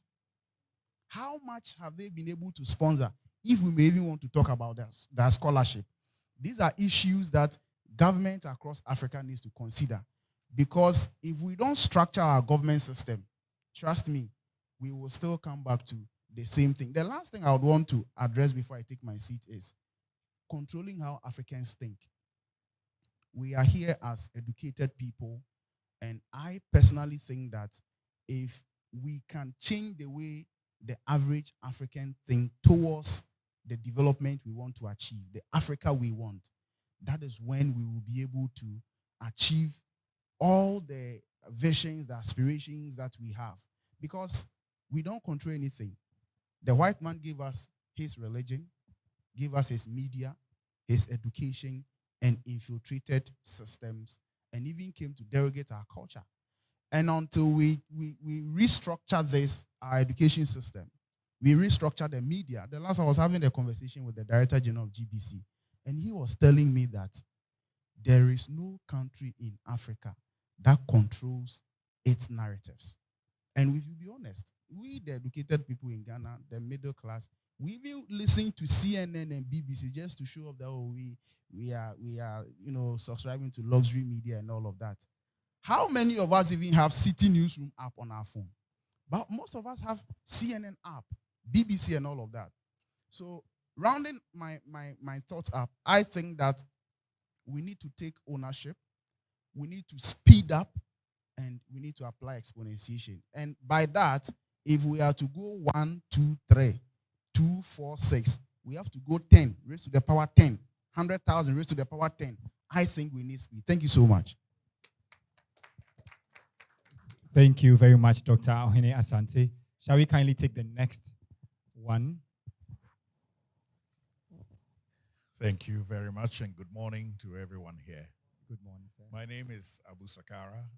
Most of you know me in another world, but they and I have known each other in a professional sense since my days in East Africa and residency in Uganda as a country director for an international program there. And it's on that basis that he's invited me here. I want to comment on 3 key issues. I think the definition of agency for me is simply a purposeful development of your own vision for your own welfare. What gives it legitimacy? That legitimacy is only derived at the national level, where the gatekeepers to decision making are either elected or get there by some other means. But by whatever means they get there, they are the gatekeepers to the decision making on where the continent goes. And in as much as we can sit here and intellectualize and talk about all these issues, it's water on a duck's back. Unless you are at the point of being a gatekeeper for the decision making for your country, you cannot then join in the collective decision of where Africa should take its agency. And I think for us in this room, it's very important to ask ourselves the question, how do we get to be more influential in the gatekeeping in order for many of the things we talk about to have effect, even at the global level? Now, there are principles. People have talked about the fact that Africa is different. That's an obvious thing. We're the biggest continent, the most diverse in DNA and cultural ecology, everything. So it's natural that we will have big differences. That is not a problem.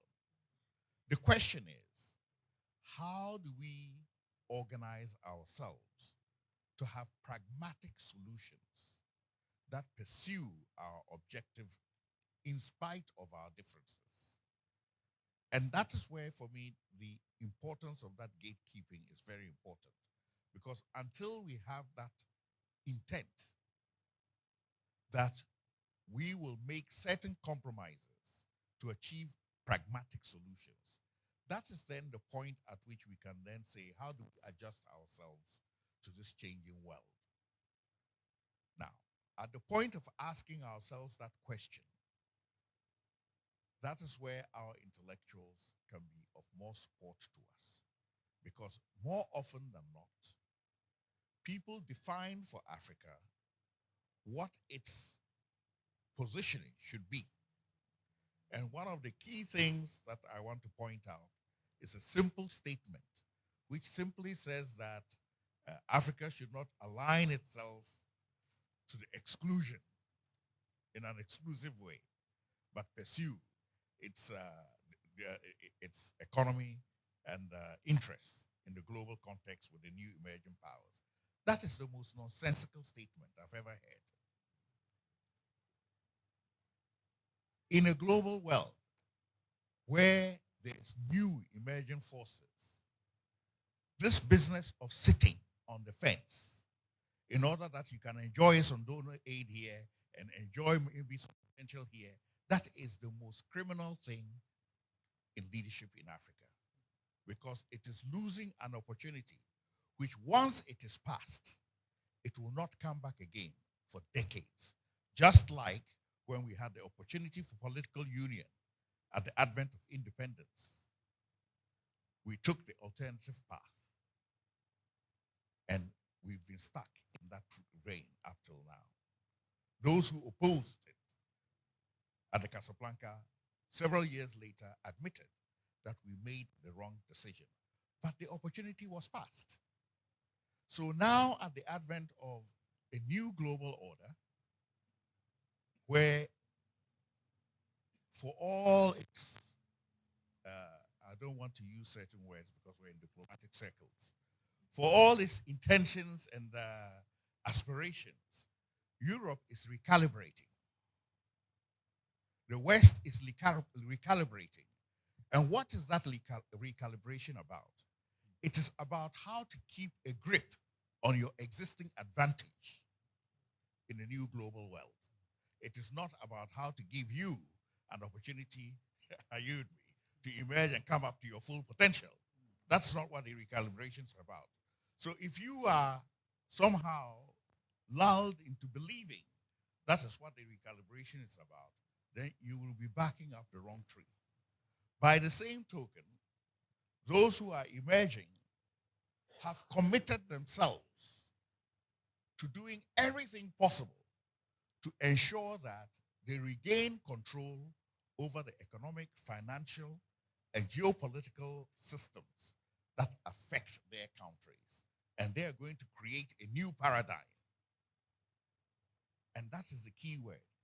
A new paradigm is being created based on principle of changing the financial and economic systems that have kept Africa trapped where it is up till today.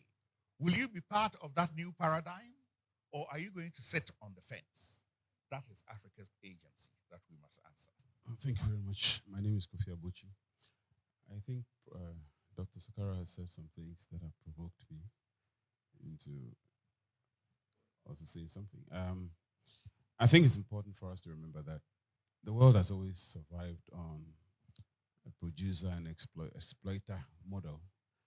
And as everyone is now beginning to produce, the world is looking for that last frontier of a continent that can be exploited. I think Africa is the only opportunistic one at the moment. And the world is perhaps quietly waiting and hoping that Africa will remain that last frontier of primary producer, commodity producer, so that they can feed the world's factories. We should not be oblivious of the fact that the world is not about countries liking other countries, but it's a question of interest. And so what you said, Prof, I endorse it to the extent that Africa has 40% of the world's gold reserves, 12% of the world's oil reserves, and 30% of rare earth minerals. The other resources, Africa have them in abundance. The question is whether the world will allow Africa to become wiser. And it appears that the AU may not have been doing much in this regard. I have always wondered why we don't have an AU TV, for example, in Africa for all these years. So what is the consciousness of Africa? The northern African countries are African in football. They are Maghreb and Middle Eastern in geopolitics. The southern African countries bond together more closely than the rest of Africa are. So Africa, the definition of that continent itself is part of the problem. And someone said the continent looks like a question mark.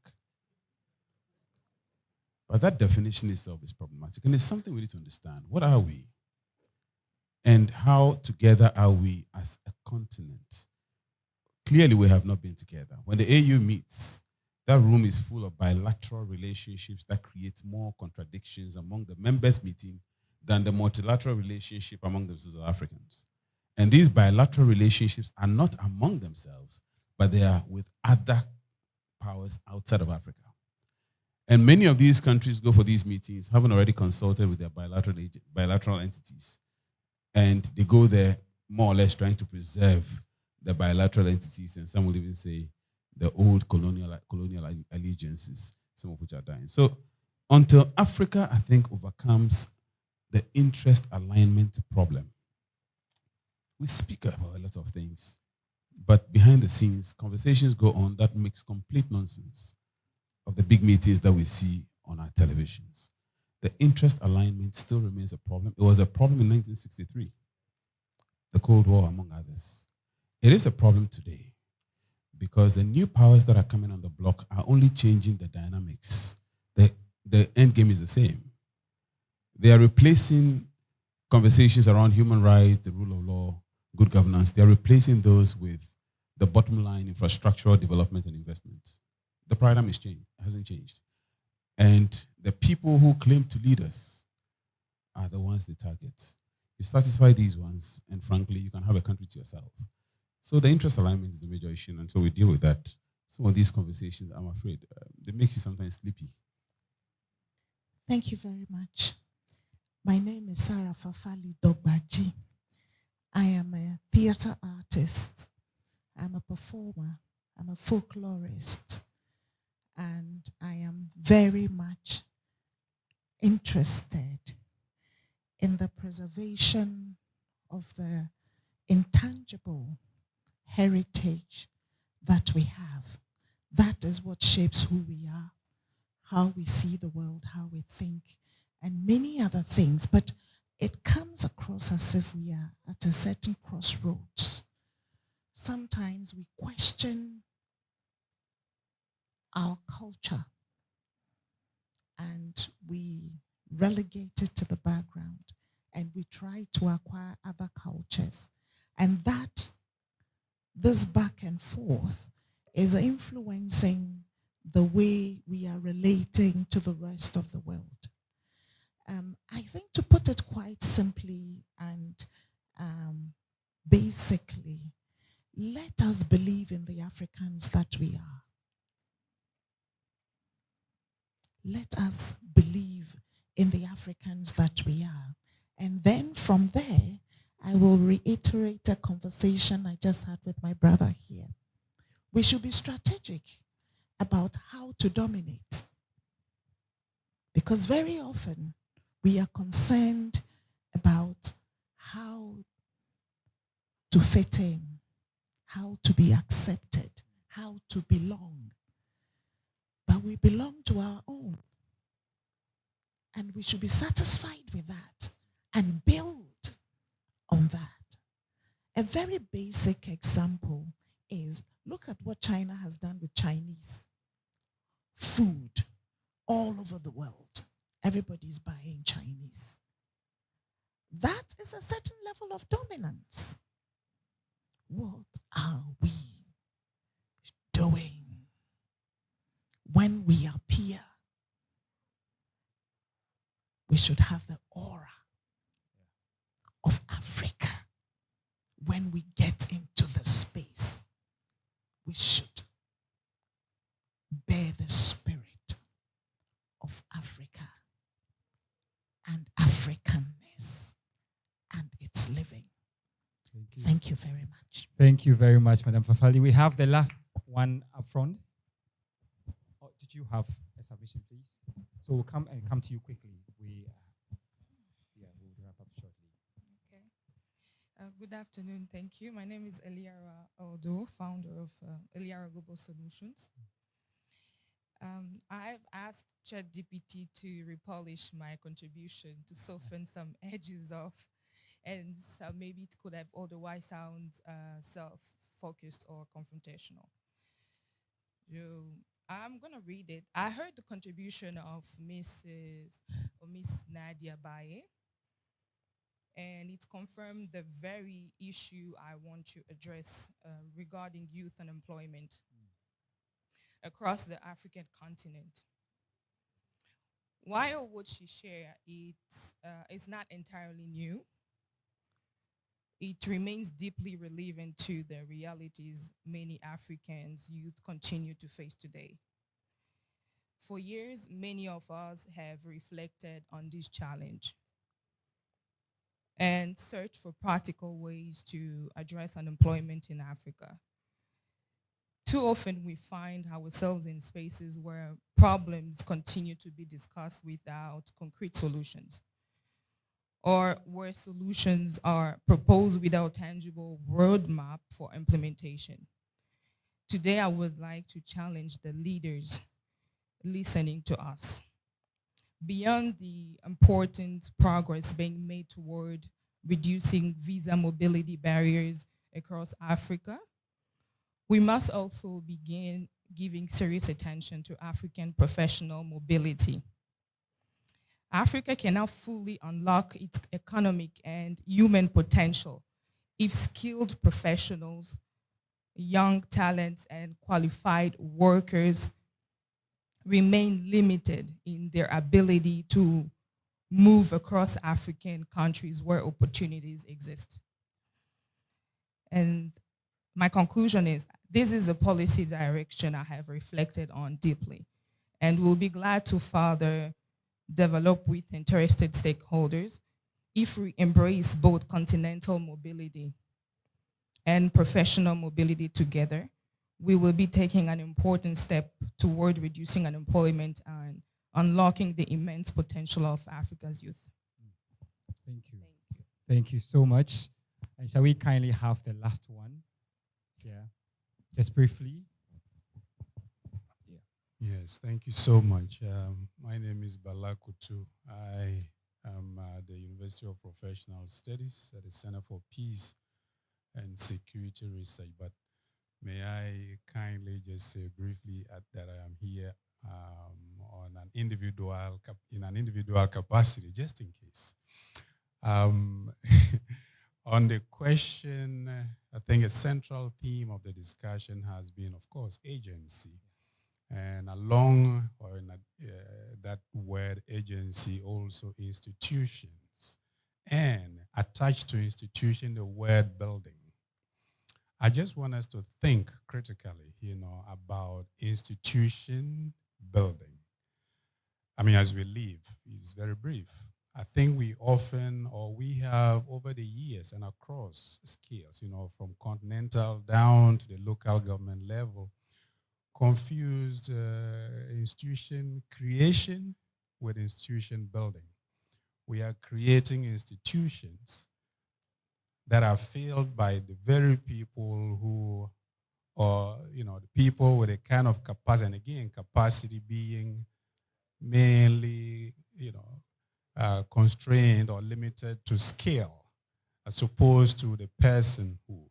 So I think that it's important to think and try to distinguish, between institution building and institution creation, because we've created several institutions that do not really get built. And so the agency we are talking about ultimately might not really manifest the way it should. So a little observation, for us to think about as we leave. Thank you.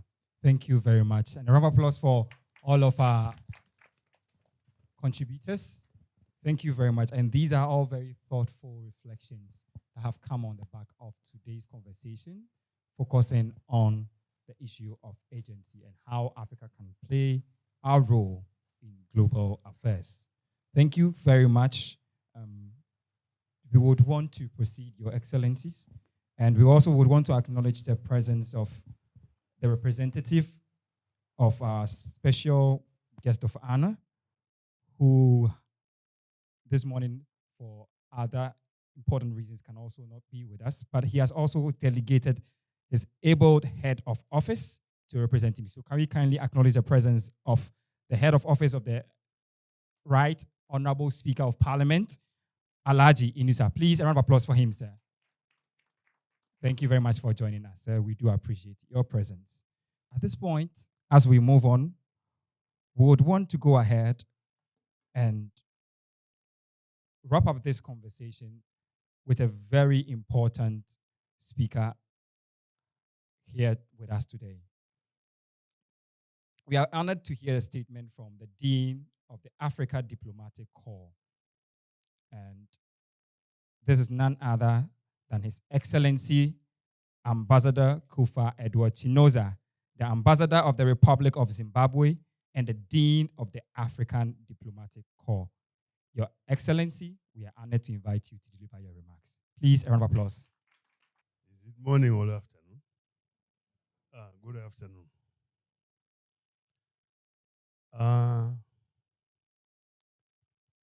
Ali Mazrui, I think he was a Kenyan author, he said, the Africans, who are they?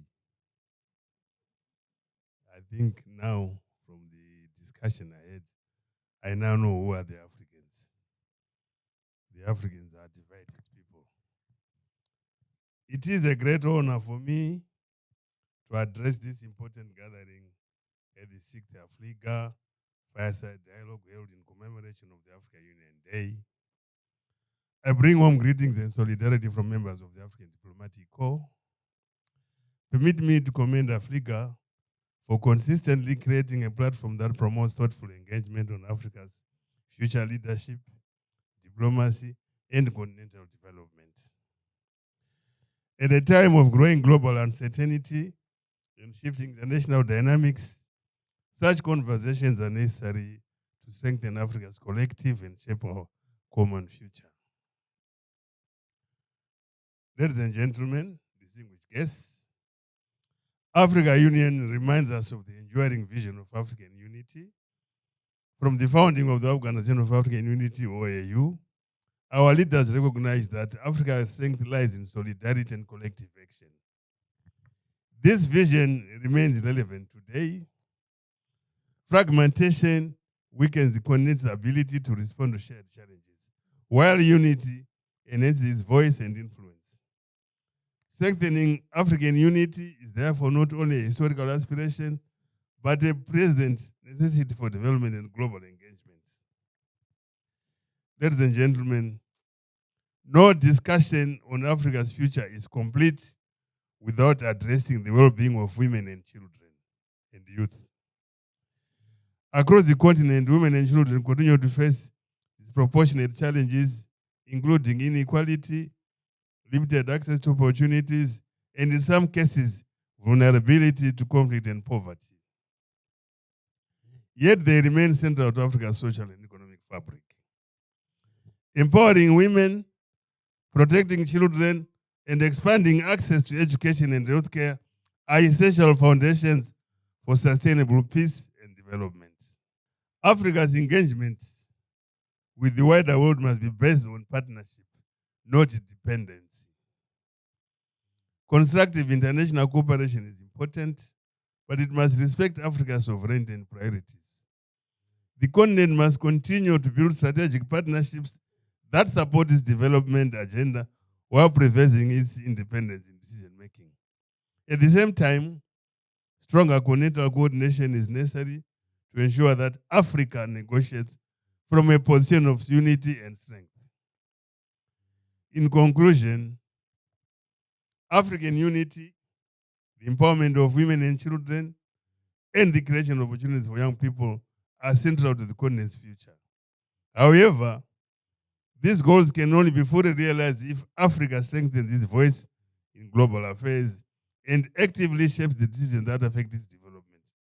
We commend AFLIGA for convening this timely dialogue and for contributing to the ongoing conversation on Africa's future. May today's engagement deepen cooperation, strengthen unity, and inspire practical action toward a more inclusive and prosperous Africa. I thank you for your kind attention. Thank you very much, Your Excellency, for this address.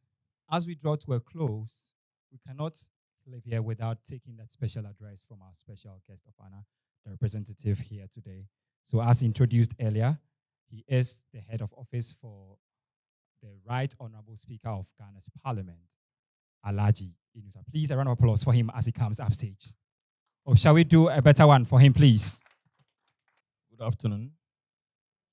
The Right Honorable Speaker of Parliament.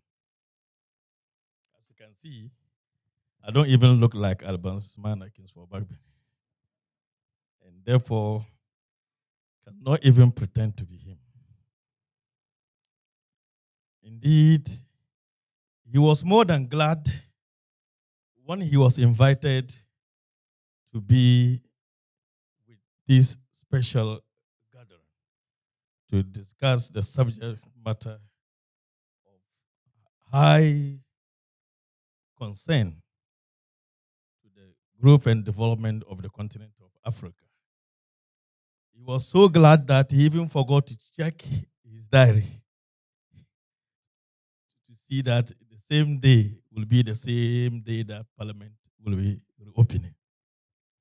And being the Speaker of Parliament, he has to do the reopening.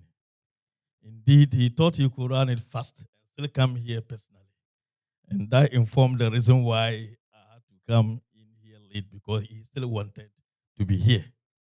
But as his engagement with the leadership of the House moved deeper, it came to him with the dawn of reality that unless he sends somebody to mimic him,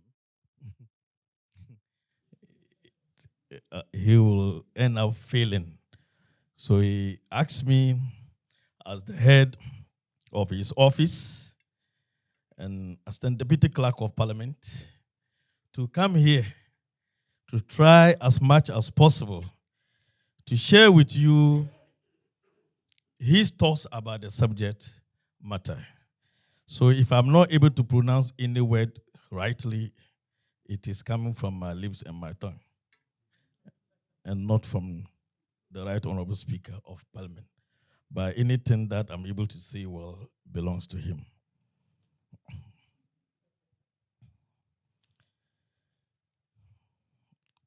So I therefore quote the Right Honorable Speaker. It is with a deep sense of gratitude that I humbly consent to grace this occasion as a special guest of honor, in which capacity I deliver this speech. Let me begin by highly commending AFLIGA for sustaining such an intellectual platform focused on Africa's future. This Fireside Dialogue assumes special significance, not only because it commemorates African Union Day. Today's event stands out because rather than making AU Day with the usual fanfare ceremonial event, AFLIGA is celebrating the day through reflective dialogue, which will inevitably result in critical solution to the continent's development challenges. Through this event, the organizers appear to be underscoring the fact that Africa's future must be shaped not only at political summits, but in spaces where ideas are nurtured, scholarship is sourced, and civic engagement activated. The dire desire for African Renaissance is aptly captured in the theme for this dialogue session, Africa's role and agency in global affairs, past, present, and future, prospects and challenges. On his second reflection on the challenges of Africa, Your Excellencies, since independence, many debilitating challenges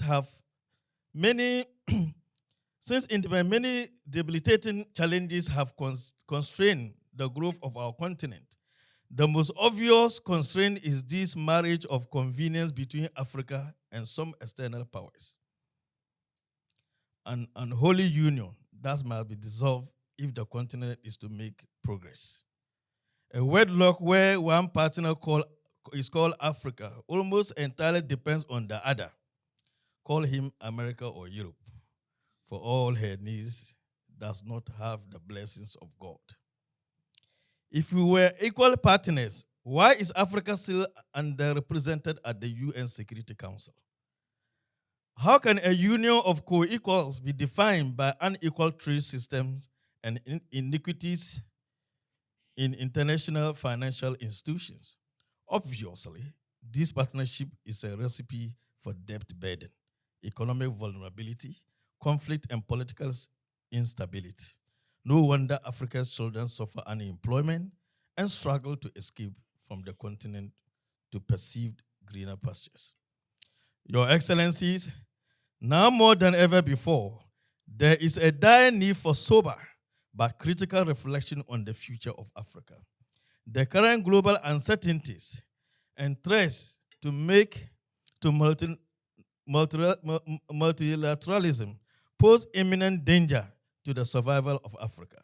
The current geopolitical turmoil and changing global power dynamics creates economic uncertainties that could further derail the economic fortunes of Africa. Ladies and gentlemen, I'm not saying that Africa has been totally absent from world affairs. My point is that Africa has too often been excluded from determining the terms of global engagement. This is the injustice that Kwame Nkrumah, Julius Nyerere, Emperor Haile Selassie, Patrice Lumumba, and Thomas Sankara fought to their peril. This is the unfair system that they sacrificed their lives for. But we continue to hail them today because they embodied the core ideals of Pan-Africanism: unity, self-determination, economic liberation, African dignity and sovereignty, collective security, and solidarity. Your Excellencies, the era of every country for itself and the superpowers for the entire continent must end. Africa must speak with one voice.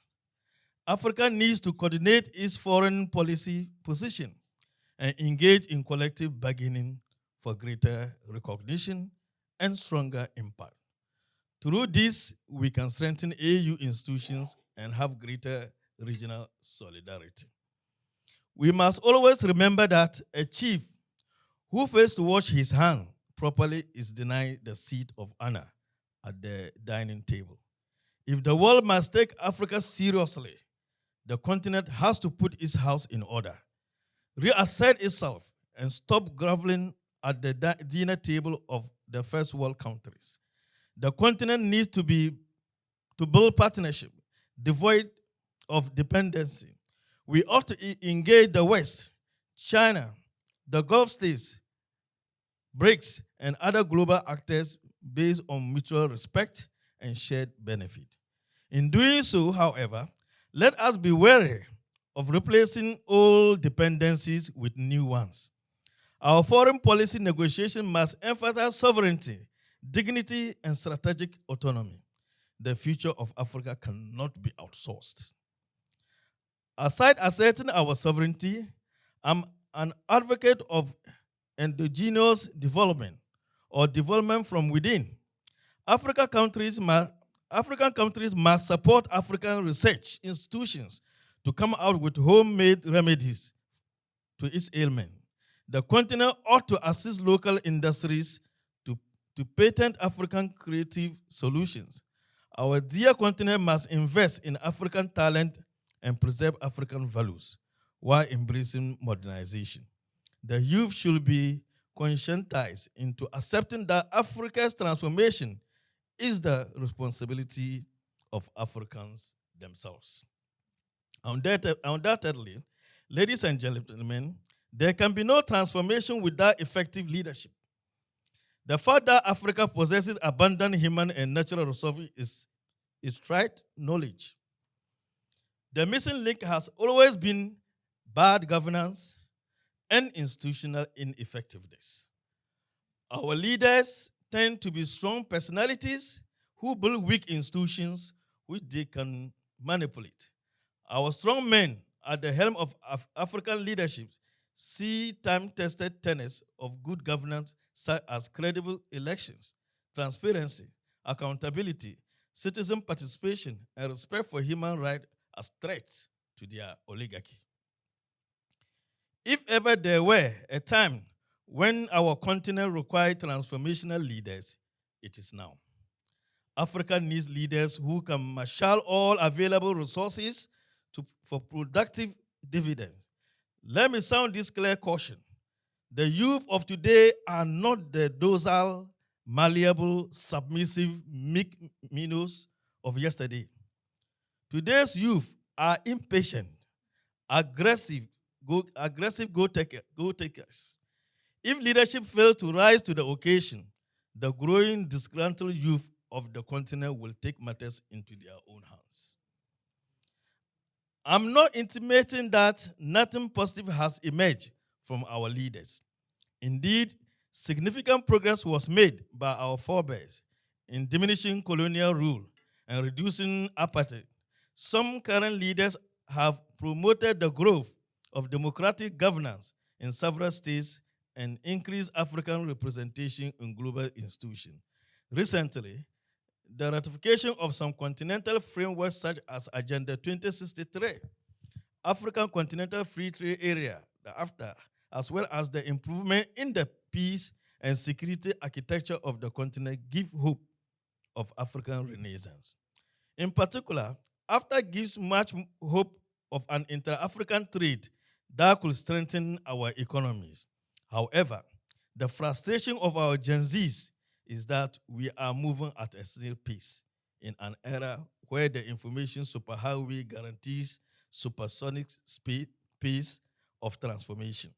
If we do not bring about some radical transformation, we may escape at a hairbreadth the wrath of the Gen Zs if the Gen Alphas catch up with us in this casual road traffic space of development. Not even the heaven can save us. Ladies and gentlemen, Africa's future depends on the swiftness with which it transitions from dependence to autonomy. We must focus attention on exploring critical intelligence, exploring artificial intelligence and digital transformation to enhance green economies for renewable energy, improve agriculture and food security. To achieve this, the continent must transform its educational system to ignite youth entrepreneurship and create the type of employment that can economically empower our young ones. The youth of Africa is very creative and innovative. All they need is a ladder to climb the tree of opportunity. Your Excellencies, the child who learns to wash his hand dines with elders. Africa is the world's youngest continent. Africa is the fastest growing continent. So if we agree that the youth owns the future, then Africa is the future of the world. Therefore, investing in youth is investing in the world's future. My dear young people, for far too long, your fathers and grandfathers have sung songs of lamentation and dirges since independence. We have sung songs akin to Kofi Awono's poem, Songs of Sorrow. And I quote, "The affairs of this world are like the chameleon feces into which I have stepped. When I clean, it cannot go. I'm on the world's extreme corner. I'm not sitting in the row with the eminent, my people. I have been somewhere. If I turn here, the rain beats me. If I turn there, the sun burns me." Unquote. If your generation, in your generation, the cry must cease forthwith. Africa is not a funeral ground. Yesterday is gone. A new day has come with bright sunshine. As Awuno intimates in his poem, Africa cannot continue to suffer and eat sun. The crow and vulture will no longer be allowed to hover above our broken fences. Neither will strangers walk over our portion. My charge to you gathered here today and those following us on the media is do not despair.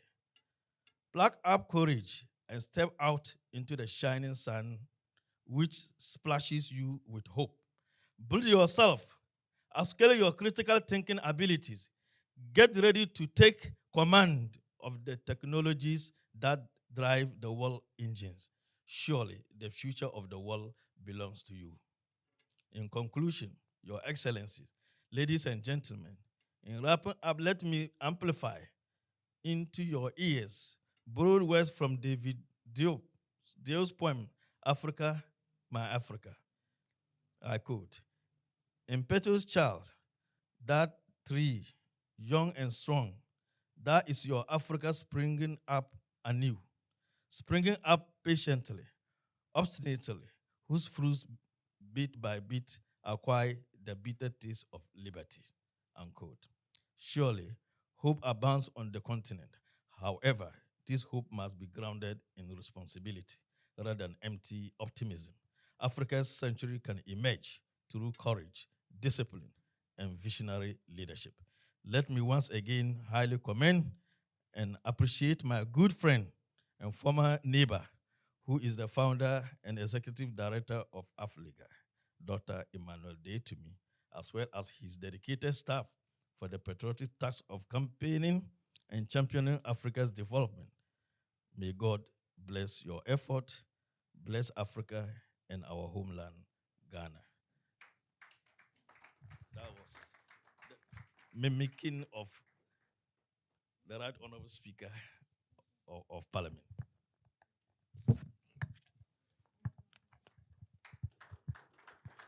Thank you very much, Alhaji Inusa, the head of office, for the Right Honorable Speaker of Parliament. Okay, that's fine. But we really appreciate your mimicking. And these are very deep words. And we really hope that we act fast, we act now, before the Gen Zs and Gen Alphas catch us in the Kaswa traffic. Thank you very much. The Right Honorable Speaker, Your Excellencies, esteemed academics, distinguished guests, it has really been an insightful dialogue today at the 6th edition of the AFLIGA Fireside Dialogue in commemoration of the African Union Day under the theme Africa's Role and Agency in Global Affairs, the Past, Present, and Future, the Prospects and Challenges. We do believe that conversations such as these are not just academic exercises merely, but they are part of the broader framework in imagining and building the Africa we want collectively. We are so grateful you joined us. But to help us officially and formally appreciate all of our invited guests and speakers, partners, of course, our media partners, we do appreciate you. We would want to invite upstage Emmanuel De Tumi Jr. Esquire to do us the honor of the vote of thanks. Please put your hands together as he comes upstage. The Right Honorable Speaker, represented by his head of office, the Dean of the African Diplomatic Corps, the retired Justice of the Supreme Court, Justice William Atuguba, members of the Diplomatic Corps, our illustrious keynote speaker, distinguished speakers and discussants, scholars, members of parliament here present, invited guests, ladies and gentlemen. It's my singular honor to deliver this brief vote of thanks, following what has been a thoroughly insightful discussion and engagement into the future, the status and the prospects of African agency in the wider global order. Personally, the story of Africa has always reminded me of the story of Joseph in the Bible, a continent with immense promise, blessed with extraordinary natural wealth, vast agricultural wealth and potential, yet resigned to suffer the pits of colonialism and the prison of an even more brutal new political order. However, like Joseph being a child of promise, we know that the suffering that Africa experienced was never meant to be permanent. And that just as Joseph scaled from the pits, escaped the prison, and ended up in the palace, that we too are assured that Africa will one day sit in its rightful place in the corridors of power. And that this is not a distant dream, but that it is a reality that we are progressively approaching. Discussions such as these, in my view, are the essential conveyor belt by which we transition the dreams that we have initiated into the actuality of a successful African story. And I'm sure I am expressing a shared and mutual feeling when I say that by sitting in today's discussions, we have been reminded and our convictions have been reignited that Africa's future and Africa's agency will ultimately be shaped by Africans themselves, by nuanced solutions crafted, implemented by Africans. And that just as an 1885 conference convened in Berlin served as a precursor for a ghastly colonial scramble for Africa, that the AFLIGA Fireside Dialogues will also serve as a beacon of an age when Africa will learn to smile with its own teeth. On behalf of AFLIGA, therefore, and all gathered here present, I'd like to extend our sincere appreciation to our distinguished speakers, our panelists, our discussants, our organizers, every individual here present. A special gratitude goes out to our special guest of honor, the Right Honorable Speaker of Parliament, and everyone else whose presence and contribution made this program the immense success that it is. Thank you all for your time. Thank you all for your invaluable wisdom. And more importantly, thank you all for your individual commitment to the African project. May God bless us all, and may God bless Africa. Thank you.